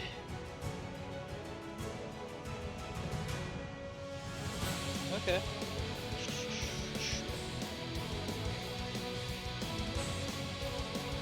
Oh, alright. Drew that out. Alright. So now they're all dead? Hello? Jason? I can't hear you. Sorry, man. I was There you go. pissing. Okay, Sorry. gross. Gross. All right. So you completed the encounter. You guys, I mean, Billy Rand kind of just he really proved the warrior that he is. And then Arthur was able to finally must show what he can actually do. But with the bats now dead, the exits to the caverns are now clear, and you guys exit the caverns, and you now enter what is known as Pele's playground. And it's just a collection of lava pools. Um, so the first thing that Arthur does is, in an attempt to try to spot where the portal could be, he casts Find Familiar, and he goes, and it summons a gray falcon out of the air, and its name is Millennia, and then he orders it to just kind of like scout the area. And then at the same time, Luca raises his sword again and looks through it. And there's just so much magic. It's not very apparent where it is yet, but he can kind of see where there's a little bit more concentrated energy. And so he directs everybody towards that direction. Okay.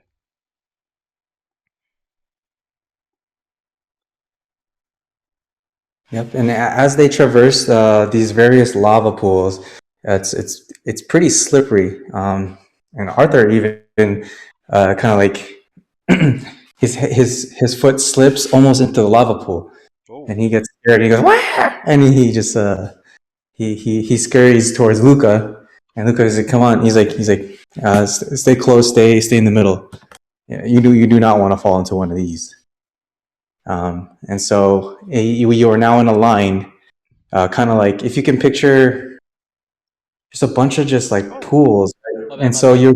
I actually, that's right. I'm still streaming the Dungeoneer tool. Hold on. Let's see if I can. There we go. Kind of like that. Yeah. So then they're kind of like tiptoeing between the lava pools. Are they like So big? These look small to me.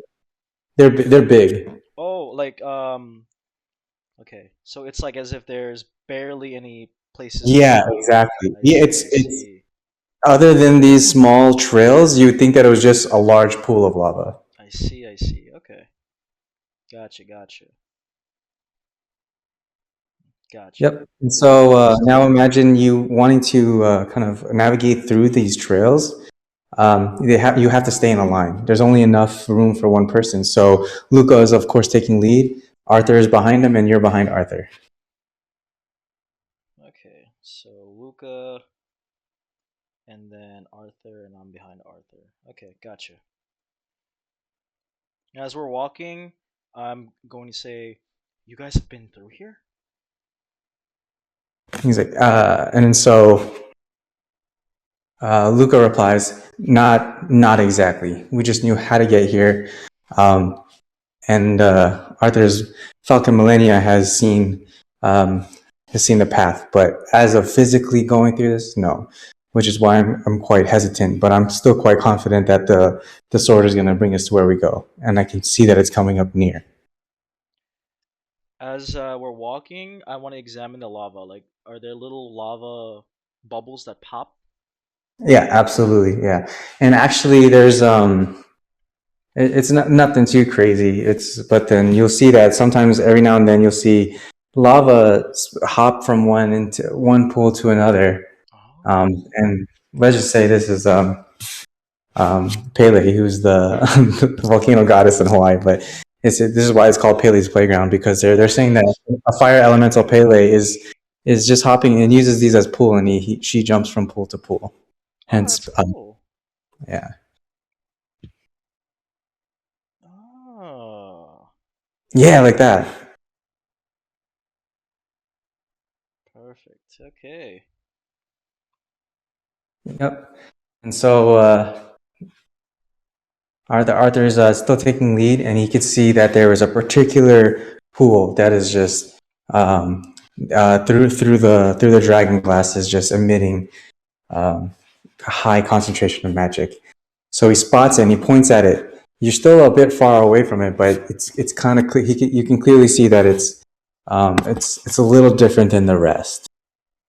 A And he's path, or what is it's one pool that kind of like it it shines it's like that type of so bright that it's white versus the lava hue of all the other pools.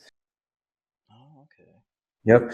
And so he points out that he doesn't even need the dragon glass to see that that must be the portal. Okay. Okay.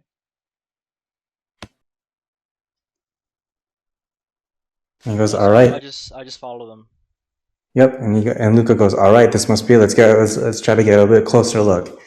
And you guys get to the giant pool of lava, which is it's almost like it doesn't even look like lava up close. It's just light at this point. Um, Oh. yep. And so Arthur takes a look. He gets closer to the edge. His foot is slipping again, and then Luca's like, "Careful, man!" Right? And then so he's looking, and Luca just reiterates, "Man, we don't know even if this is the portal. I would." He's like, "You got to really be careful. We do not know what we're working with. We should report back to King Philo."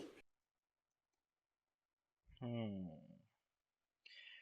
I'm gonna get a little annoyed and just tell him we've come all this way just for what is it? With no proof that this is the portal. So Well, what is this? Just a quick school trip to look at a white lava pile? There's got to be some way that we can test that this is the portal for sure. do you have any ideas, Lord Billy Ryan? I'm gonna look around and see if there's anything I can toss into it.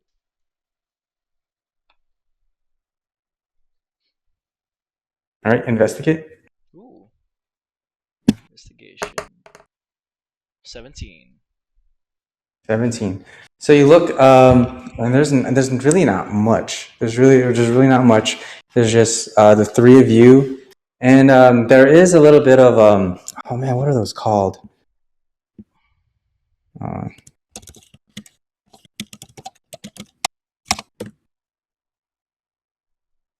you see, kind of like a green crystal that kind of forms from.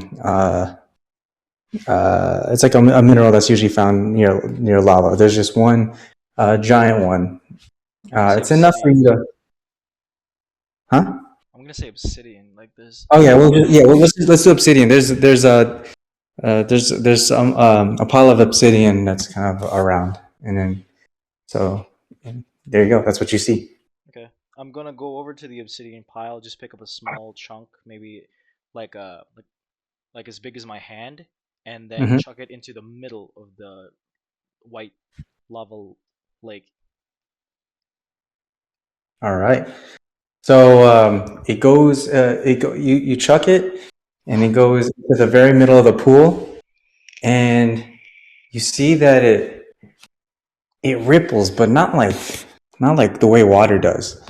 It's just kind of like it's like a disruption in energy, if that makes sense.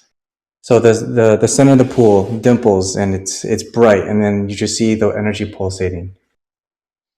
Hmm. I look down and I'm going to get walk to the lava pool, like the shore of it, and just Mhm. put my hand over it and see if I feel any heat. All right. So you crouch down and you swing around, and you feel that there's actually no heat at all. Okay. And let's see. Come on.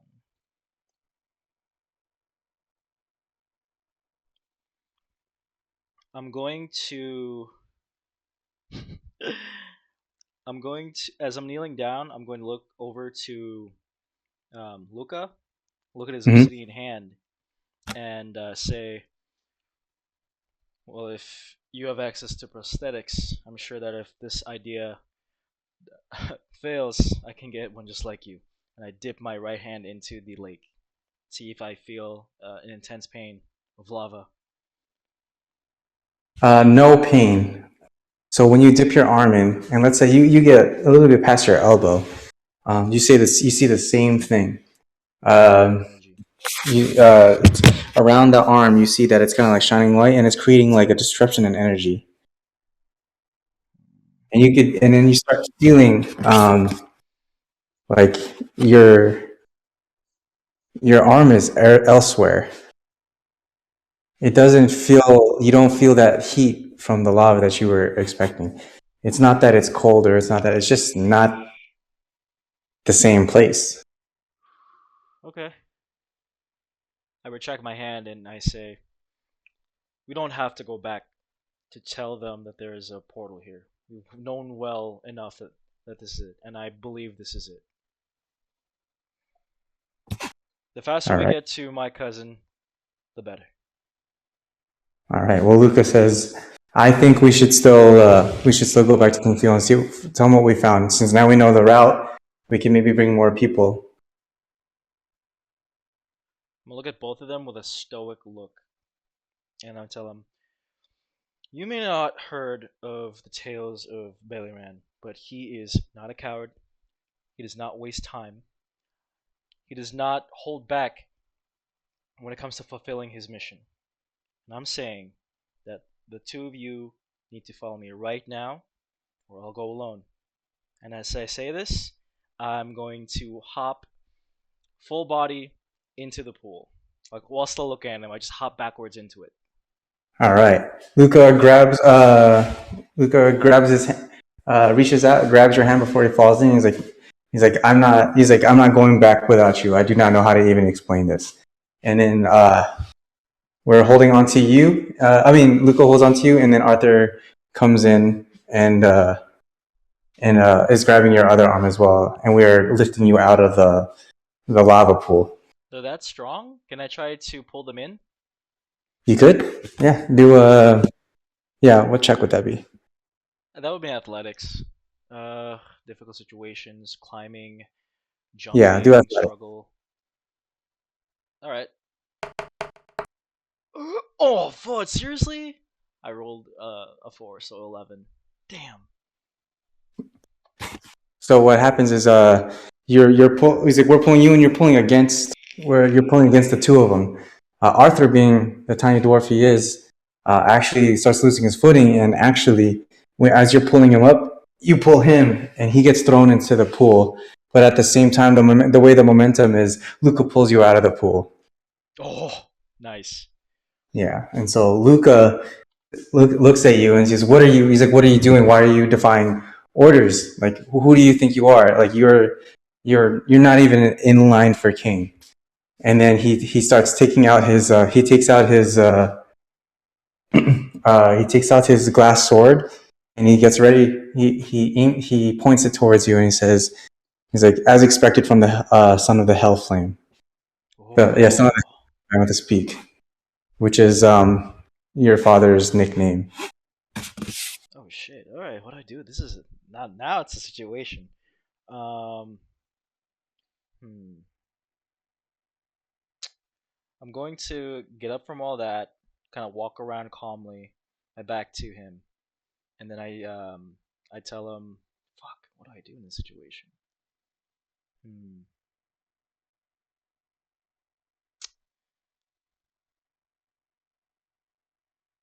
Hmm. I'm gonna keep my distance away from him and see if he says anything else. Like yeah. I'm gonna walk away from him a little bit and kind of just gauge the situation with his with. Wait. Okay. Yeah, I'm gonna very calmly get up from that kerfuffle, walk away a little bit with my back turned to him, and when I turn around, I say, "You dare raise your sword to the child of the Hellflame, me, Beleriand, Beleriand, Beleriand. Who do you And Luca think you are? I'm not in line to be king, but that does not affect my standing as a family of the royal court." Now I'm moving towards him, and I kind of like chest puffed out, and I just tell him like, "You'll do well to sheath your sword, knight." I'm trying to Right. intimidate him. All right. Well, Luca responds with, he's like, "Who am I? I'm one of the few greatest knights in Amethyst Peak. I earned this sword despite everything I've been through. I fought loved ones, hated ones, people I didn't even know to get to where I was. But I do know who you are, and you're the son of the Hellflame. I do not know why King Philo keeps your father as an advisor. He never had a single good idea." He's like, and you could tell right away that he is just there for himself. How he Okay. became King Philo's left-hand man and it remains there is but a mystery to me. And I guess like father, like son, you're gonna be. It seems you're gonna be exactly like him. And then Oh. he casts. Let's see. Did he have it? Did I not give it to him? He casts level 3 magic weapon on him, and he rolls for initiative. Oh shit. Yeah, so he casts magic weapon, and yep, it's now going to give him plus. What was this? Plus one bonus to attack rolls and attack damage, and his glass sword glows that green hue. All right, roll for initiative. Oh yeah. Um. Cool. My initiative +1. Damn. Ooh, rolled a 5. But wait. Roll. Um. I actually have a feature about initiative. Hold on. Where is it? Feral instinct. Feral instinct. You have advantage on initiative rolls. Ooh. All right. I'm rolling again. Trying to get that first move in. All right. I got a 10. What did he All get right, for initiative? I got 13. Oh shit. Okay. It doesn't matter. All right. Well, looks like he's starting first. All right. So he takes his first turn and he casts divine favor. So without his trusty squire, he still feels his energy. His squire is not gone, so he tries to, what's the word, harness, kind of to muster the energy from Arthur Aiden, and he casts divine favor because he's trying to link up with his deity, and he now gets 1d4 radiant damage on hit. Oh shit. Buff. And I'm trying to see if. Oh, you know what? Yeah, I'm going to use that as my bonus action, and then so I'm going to use my actual action to take a swing.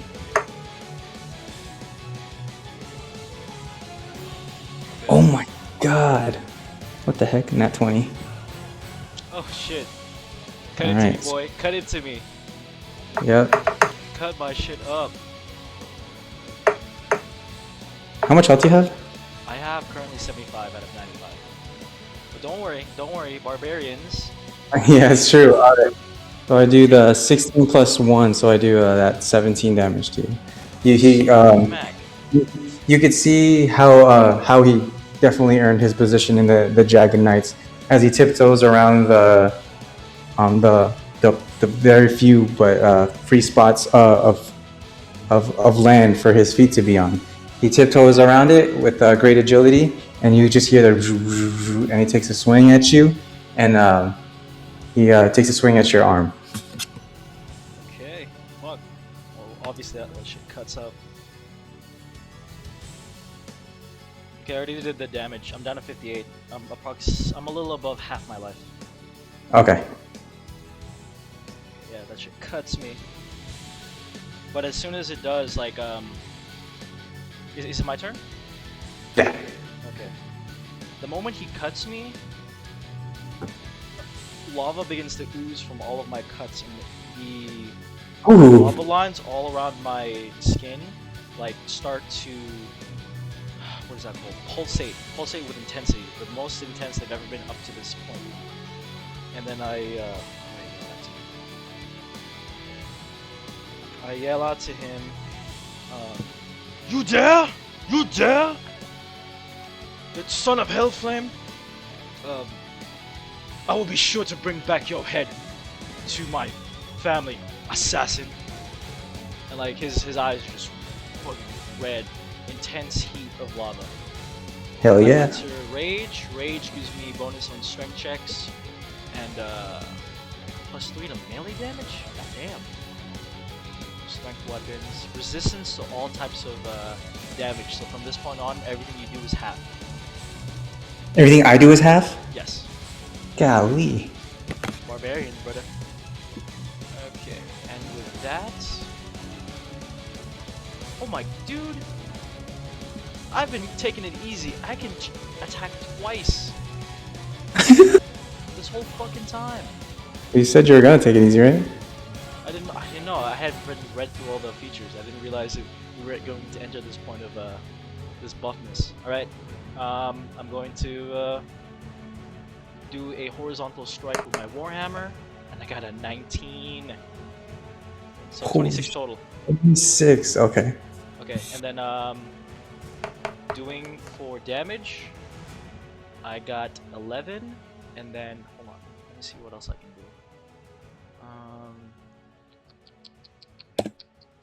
So 11 for now.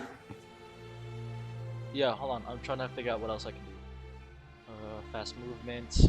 Since there's the two of us, I feel like movement is no longer a thing. Yeah. Attack.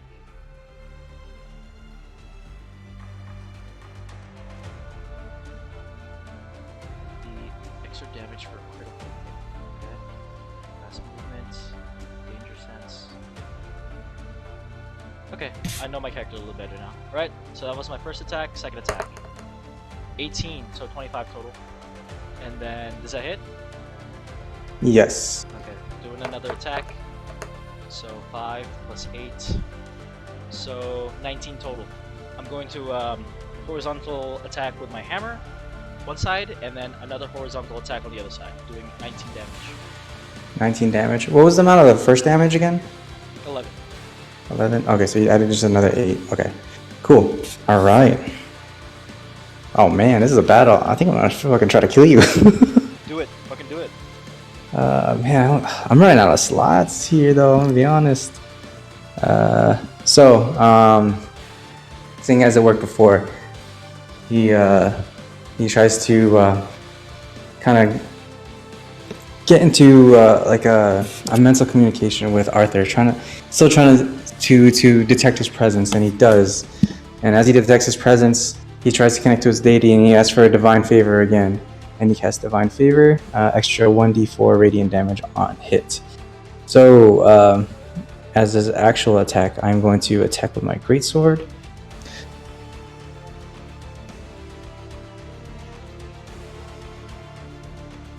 Don't tell me it's another. Oh, okay, cool. So 14, 21. I'm assuming that hits.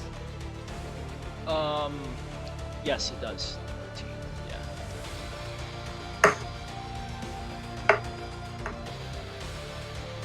Oh, my bad. +3 melee damage with strength weapons. So add a 6. Yes, so it's not actually 19, it's 25. 15, 25. Okay, cool. Okay, I got you. Forgot about that. All right.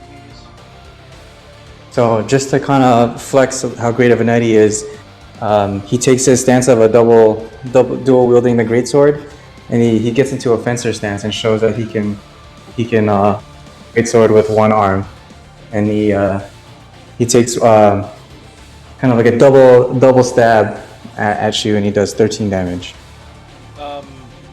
If it's 13, then it's half. So now it's Oh, half. Okay. now it's So- 6. He does 6 damage. Okay. Oh, Down 6. damn. All right. Go ahead. Still drawing it out. And then Oh, sorry, 7 because of the +1 from magical weapon. there's a fencer stance with fucking greatsword, crystal. I like that you incorporated your own interests, man. Oh yeah, dude. I mean, wait till the debriefing session. I just kind of want to like tell you all like everything. You can't. You have to. It has to be all of a secret and shit. Okay. Oh really? To a degree, but I'm happy to hear what you have to Well, say. what about the maybe not the story, but like the inspiration for the characters? Is that okay? Yeah. No, tell me everything, so I can hear this. Because remember, this is a story we're both working on together. Okay, So, cool. Well, we'll finish this and see how this goes. let's see. So he does the fencing thing, and it's my turn, right? Yes. Okay.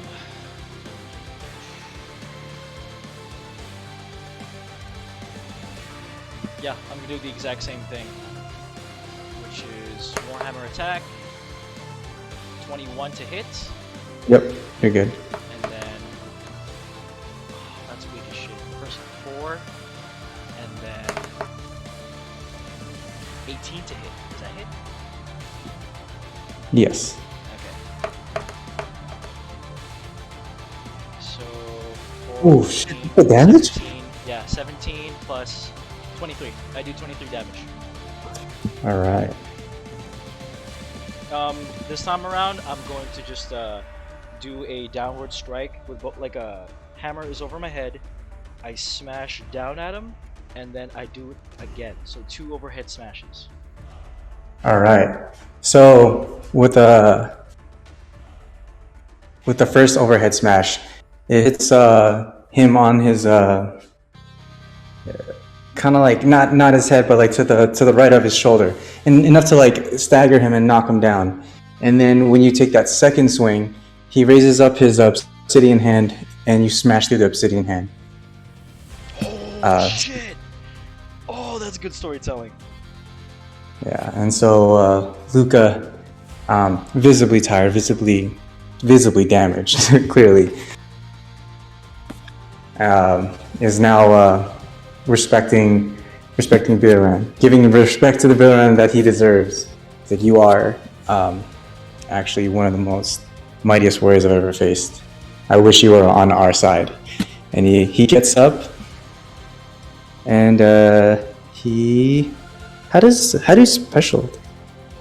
You can spend once. Oh, here. Because it's weird. It's not in a bonus action. It's in other, and it's a special. Does this just happen? What is it exactly? It says when you hit with a melee weapon attack, you can expend 1 spell slot to deal 2d8 extra radiant damage to the target plus 1d8 for each spell level higher than first. This just sounds like a spell. Yeah, bonus action.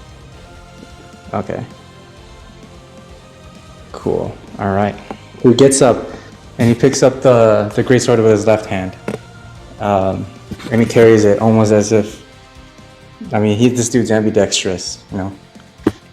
So he really is a true swordsman. He gets up. He shows that he's still just as good with his left hand, and he goes, and you just see he's just showing you, and he's not faltered at all. And then he takes a swing with his greatsword. Uh-huh.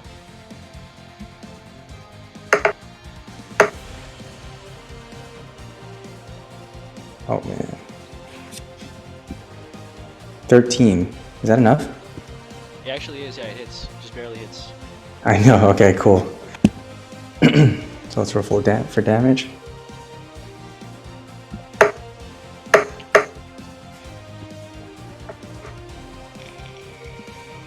God, and this is gonna be cut in half. So I hit an initial 8, so I guess 4. Oh, 4 plus 1, so 5. If it's 4, it's 2. No, I rolled an 8. Oh, okay, so 5. Alright. Okay. Taking 5 damage. Alright, 47. All right, cool. And then as he swings and he grazes your chest, he actually hears Arthur trying to call out for him, and so that connection is still there. And then he casts Divine Smite. So you deal 2d8 extra radiant damage. So 8. Okay, 2d8. Does that damage in half count for extra damage too? Say that again? So if I just rolled 12 on this extra damage, does that get cut in half too? The divine. I mean, what's it called? Radiant damage. Because it's radiant, no, I take the full front of it. Full brunt. Okay, 12, and then plus 1d8 for each spell level higher than first. So I got 2. So 2d8. Just make sure that there's two different damages going on right now. The physical one, which is cut in half, and then the magic. Yeah, and then the radiant damage to the target. Plus 1d8 for each spell level higher. Higher than that. Higher than first. So it's level 3, so 2. So I guess 2 more d8s. So that was that. 5 plus 12, so 17 plus whatever this is.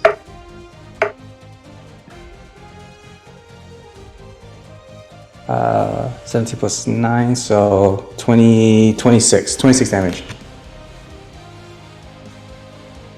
26 damage total? Holy smack. Alright. Okay. With that graze, well, the graze just fucking exploded, so now Valyrian is like, he's not coughing up blood. Yeah, he's pretty much coughing up blood. He's coughing up the lava within him.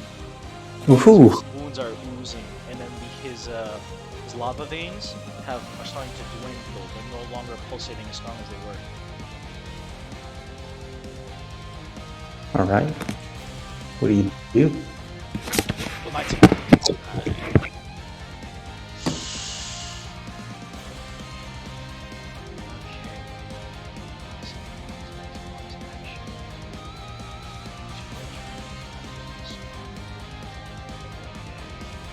After that graze, Valyrian is going to say,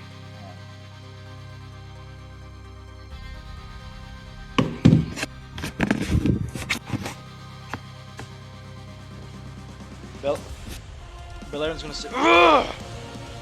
Your squire shall be turned into ash.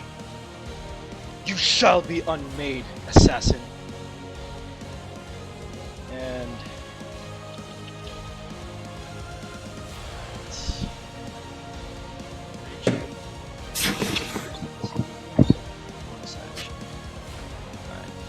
and now he's going to slobber like he's just spitting saliva and just slobbering all over himself. Lava is just pouring out of his mouth, pouring out of his wounds. A little bit of it is pouring like from his eyes and ears. Like it's getting real crazy as he goes into a frenzy. And what that does is it's giving me an additional attack from this point on. So attack. Okay, I rolled 21 for hits. I'm assuming that. Okay, that's. Ooh, I have to do some fucking math on this one.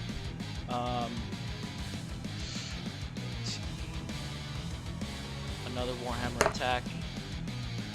17. Does that hit? To hit, yes. Okay. That's 9.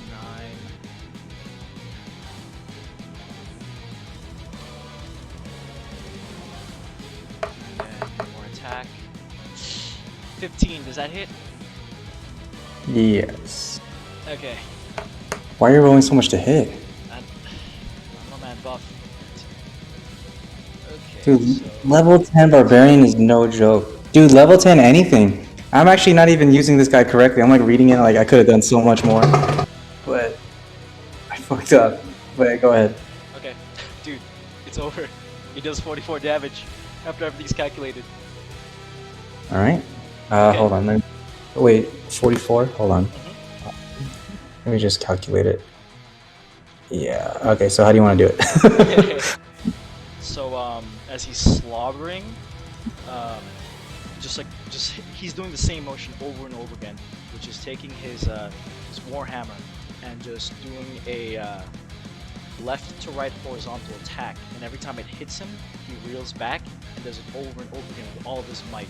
Slobber, lava slobber, everything is just bleeding out of him, and every time he strikes, and just pulverizes the guy, trying to turn his one side of his body into mush. So half of him is mush? Yeah, trying to turn him into a liquid with his warhammer. Holy crap! Oh man, I'm trying to decide if he can even say anything. If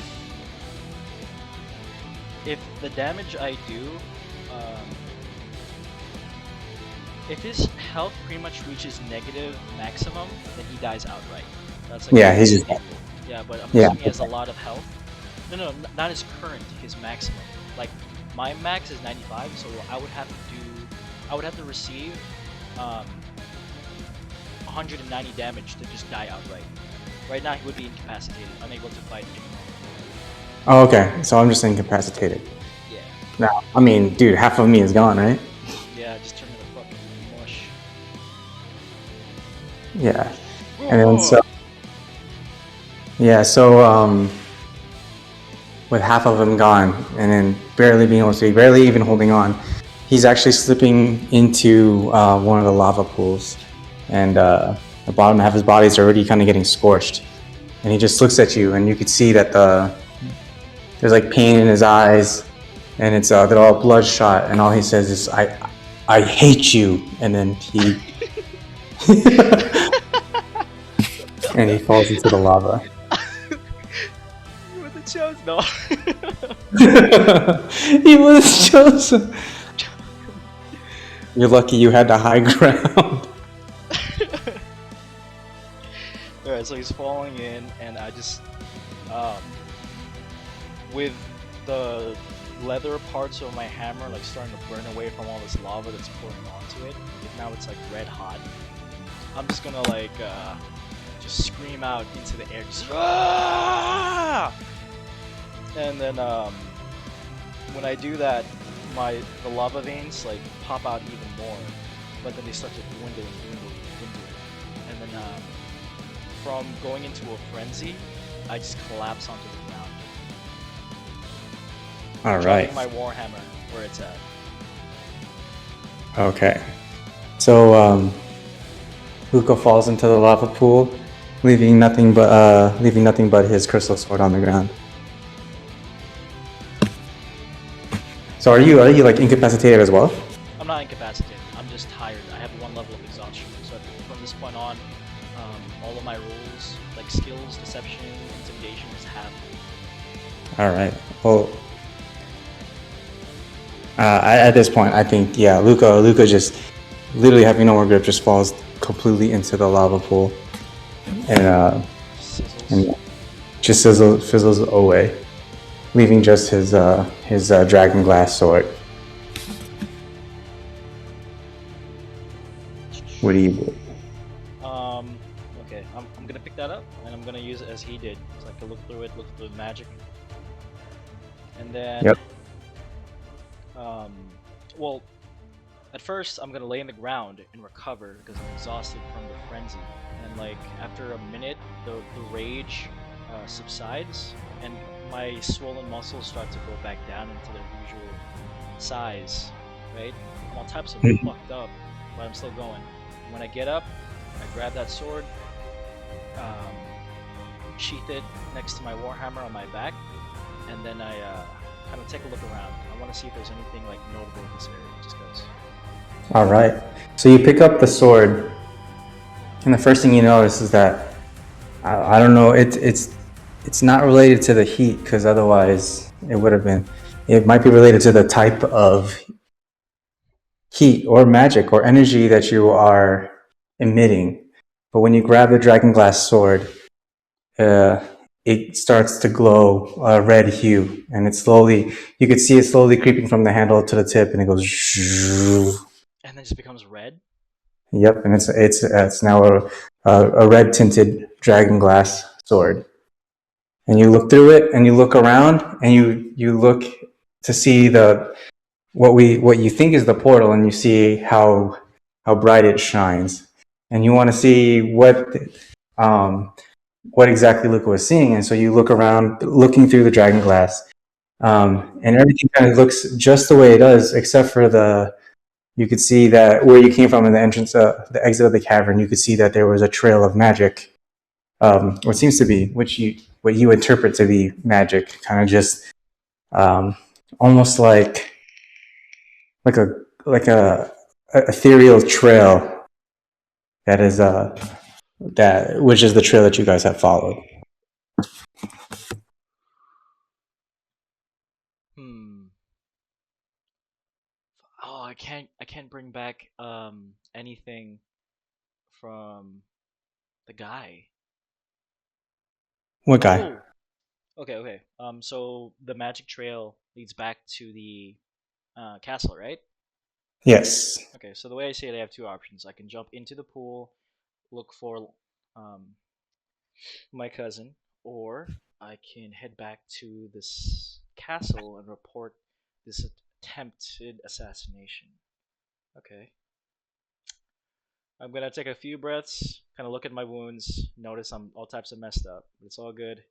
I'm still walking, still breathing. I'm going to pull out my water skin, right?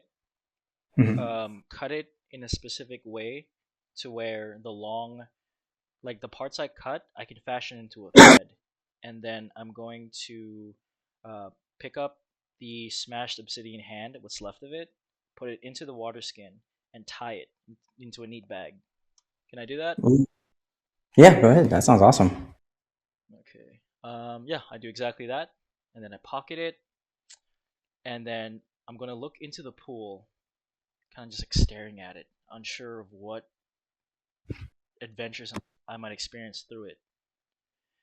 All I think right. So I think what's up? as you look through the this bright light, right, and you are trying to kind of discern, just like you're saying, like, man, could what could happen? What could have been going on past this? Um, and you faintly start seeing just people in uniforms walking around. This starts to get a little bit more clearer, and it looks like the campus ground. And in your head, you think that this must be Strixhaven. This must be And Strixhaven. then you try to. It's not very discernible, but you look through and you're trying to see all these students what they look like. They're all wearing different types of uniforms. Some wearing black, some wearing red, some wearing green. But there's one student in particular. You cannot make any real discernible features except that it's female, and she's got red hair. Oh, I see that, and I just think to myself, it's you. And it's Lancia. I take one last look around. I look towards the pool that um, Luca fell into, and then with a deep breath, I hop into the pool. Oh man! All right, let's fucking go. All right. So you hop into the pool, and that kind of ends your adventure for this campaign. But uh, Arthur's Falcon had didn't witness the whole thing, but witnessed what had just recently occurred. Meaning, uh, she got some information, so she flies back to Castle Blackthorn and goes into the gates. Doesn't see King Philo. King Philo is still in his room doing whatever escapades he's gonna do. But he goes to King Philo's second-hand man and Belial, and it starts relaying the message. And it starts saying that Luca's dead, Arthur is not nowhere to be seen, and Billy Lynn had just jumped into the portal. And King Philo's second-hand man looks at Belial and goes, "What? What did he do?" And then Belial turns to him and goes, "Scorched to earth." And that kind of just the Oh, campaign. that ends the one shots, and that's how we have a taste of what Bellerin is like. Yeah, no, that was awesome. I think, dude. Okay, I'm gonna be honest. I did not plan for him to go into the portal, but that works perfectly fine. Yeah, No, yeah, oh man, I loved how it ended up going. you like that? Yeah, like it didn't go as planned in regards to what you were gonna do, but I was excited to see what you were gonna do because I was like, you know what, fuck it, it doesn't matter. There's no story. Yeah, Yeah. dude, So now, that's the game. yeah. So now it's cool because now if you think about it, uh, potentially Billy Rand and Arthur are now in Strixhaven. Yeah, he doesn't even know like what happened to his knight. Yeah, no, that's sad, huh? Hey, whatever happens in the next one happens. Yeah, that's kind of cool. So what did you think? Oh, dude, it was awesome. Really good. I like the story. You know what, it did definitely get my jitters out for Yeah, sure. as soon as you start, the jitters are gone. It only Yeah, lasts for a little while, but once you get into the skin of a DM, like you just yeah, it's nothing. yeah. So now when I if not even if like when I write my next one, I think I'm going to. I think I know what key points I want. Yeah, and just kind of what I exactly because that's kind of that's kind of what was cool about that. Like I did a lot of detail in the first act when you're Mm-hmm. at the castle, which is why I had like King Philo a full script of him and like his accent and everything. Mm-hmm. And then I just had the general idea of the last two acts, which was the cave and Pele's playground. Mm-hmm. And dude, the way it went was kind of cool. I think. See, that's how I wanted you guys to like role play rather than me trying to fuck every bar made. Yeah, I had a feeling. But yeah, man, dude, oh man, I gotta tell you my inspiration for the. Did you do you have you kind of see where the general inspiration is from, right? The For the swords for sure. That was turning from green to red. That's you just doing some Star Wars just a little bit. there's actually a lot of it. Really? The whole thing is Star Wars. Yeah, even Luke. Oh shit! Oh, it didn't even click. It didn't even Yeah, click. yeah. So so Celestine means sky in Celtic or something like that. Um, and then so this is actually where it all started. It was with Arthur.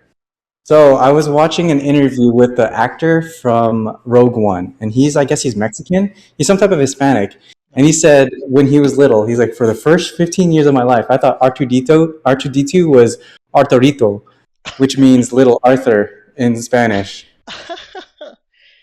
So I made little Arthur Aiden. Aiden just means small flame.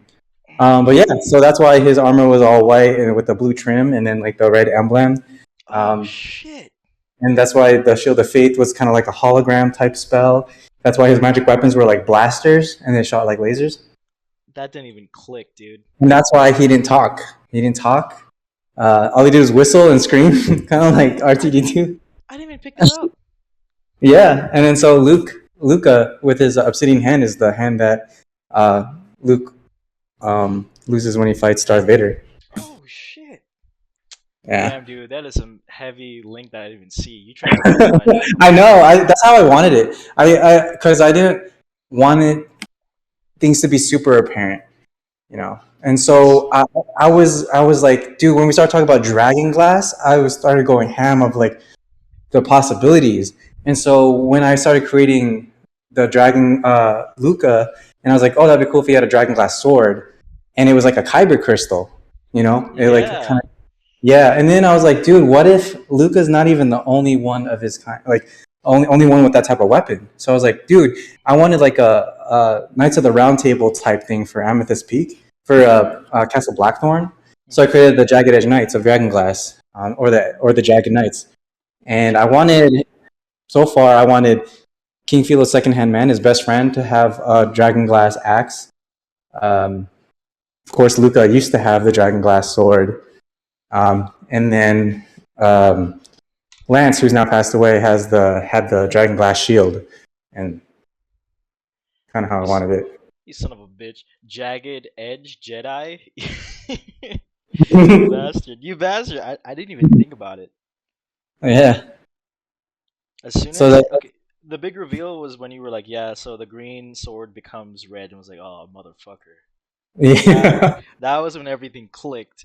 He's like, oh, this is there's some fucking Star Wars in this. Yeah. Because I was like, dude, you know, it'd be cool. Because you know that one day we were talking about just Dragon Glass. I was like, oh man, what can we do with that? Because Dragon Glass does show up in like Game of Thrones and in other things. But I was like, that would be cool if it was like a magical item or something. Like the material is definitely different. And so that was kind of connecting it to like a kyber crystal. Kyber crystal. I was like, okay, maybe I'll go this route. No, it was good, dude. I didn't even pick up on it until that Yeah. until So this now Scorched thing. you do fine tune the art, maybe now you have an idea of kind of what. Fucking sick, dude. Yeah, dude, you did really well. The No, and I'm not gonna lie. A lot of trying to figure out the story was coming from was like, dude, what would Mikey fucking ask me? Because there's other things you like. There's times where you ask me, I was like, damn, I didn't even think of that. Even with this one, I didn't even think of some of the things. I kind of freestyled it, but I was like, why would Lance or not Lance, but Luca have to come with you, right? hmm Like, what makes him so important? I was like, well, his weapon could be a guide. I was like, there you go. Yeah, that's what's so important. Yeah, so that's kind of how I went. Kind of my thought process when I was going through it. I was like, dude, what are things you're gonna try to call me out on? That trying to find the freaking loopholes in your story. Yeah, and I even had it prepared like maybe during the walk you like you did ask about like the arm, but I didn't want to give it. You asked about it way too early, so I didn't want to give it away too early about that.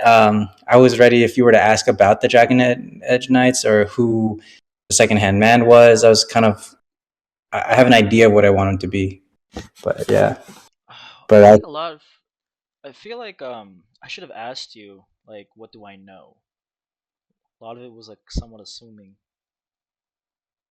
yeah, I mean, I don't know. I don't know what he knows.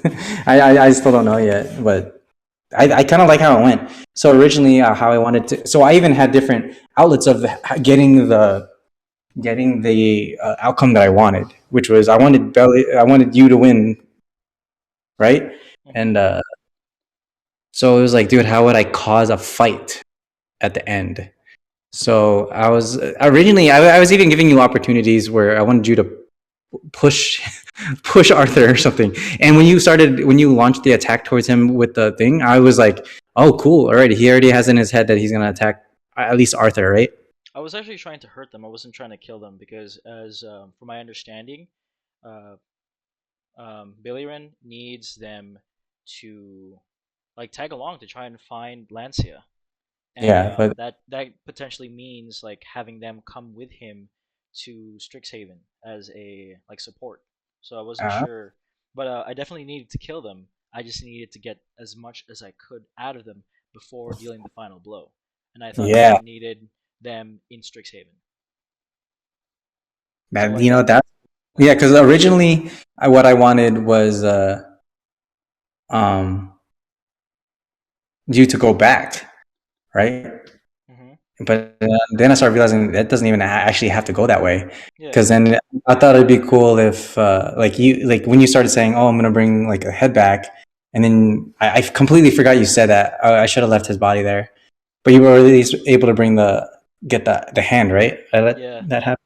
So then it would be cool if you like went back and what I the original dialogue I had was you were talking to your dad. He's like I did it, father, and then that's when he calls you son for the first time, and then he's like what, and then he's like well first he's like he gives him the bag, and then he opens it, and I was like oh what if he goes like oh what did you do son, and then your character goes scorched earth, and mm. I'm not sure if you do you know what scorched earth is. An operation.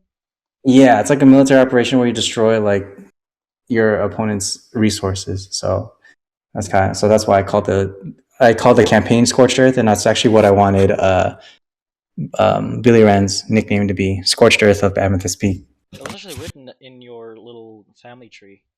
Yeah. So that was actually the origin story of how he got his nickname. Hmm. Chapter one. Okay. Do I want? I feel like he hasn't earned it yet because like there was no preface to Belirin. He just appeared. You know.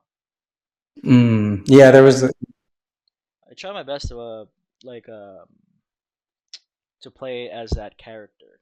No, I think you played him really well. You were essentially what I wanted him to be, and especially in battle. Like in battle, you played him, in my opinion, perfectly because it was like dude. And I was like thinking, oh my god. dude, when he rages, like if his lava just starts fucking spilling out, that's sick. And then also, I was like, that would be crazy to think that all the lava streaks on his body are actually his scars from battle. So as the story progresses, the more lava starts showing, you know? Hmm. Damn. Okay. I think about that. Yeah, I thought. I was just, no, I literally just thought of that during this campaign. And then, dude, just the thought of him raging and then just like starting to glow, I was like, dude, okay, this is working like better than I had originally thought. The power of story writing with your boys, your friends. No, for real. I mean, oh man, I kind of want to play another. I'm gonna write this other, because I have another kind of idea. It's not really it wasn't really supposed to be a one shot, but it's a story. Hmm. So yeah, maybe we could play that one. Dude, we could do this again while I'm on the road. This would help me keep me occupied, and I can do the storyboarding on there too. I have the storyboarder app on my laptop. All right, dude, I'm Just down. let me know, man. So again, do you want me to just write more stories about Amethyst Peak, or what else? What else do you want me to write more stories about? Oh man, Amethyst Peak. Well, recently because of Edge Runners Cyberpunk, I've been really into Mhm. Cyberpunk. I remember before like I conceptualized. Hold on, it's in my OneNote, but way back when I conceptualized like this world, I called it Dimension something, and it's just a Dimension Point? hodgepodge. I'm trying to find it right now, but it's just a hodgepodge of all the um, settings in fiction, and I wanted it all to take place all in one world, so that you could like see how a bunch of cyberpunk kids would fight off like fantasy medieval magic. Hmm. Wait. So, how much cyber? So it's just gonna be that like that typical tech versus magic type thing, huh? And no, literally everything. Like it was supposed to be like this planet that was three times the size of Earth, and there's different reasons as to why certain parts of this planet are like blocked off. It could be this wall of steam. It could be like a segment of just frozen ice. The idea was that every setting is separated from each other, but every once in a while they'll leak into each other. So I didn't just think cyberpunk. I also thought um, what is it now steampunk. I thought of like just your regular no magic worlds. I thought of um, like mixtures of different real world cultures with different real science settings, like um, steampunk India or cyberpunk Tibet. I keep saying cyberpunk because that's all I've been thinking about recently. But like yeah, even raypunk or dieselpunk. Do you know what that What's looks that? like? What's rave punk? Here, let me look that up for you and send it to you. So, cyberpunk, ray punk, diesel punk. There's a photo that encapsulates what I was thinking. Copy and then Discord it to you.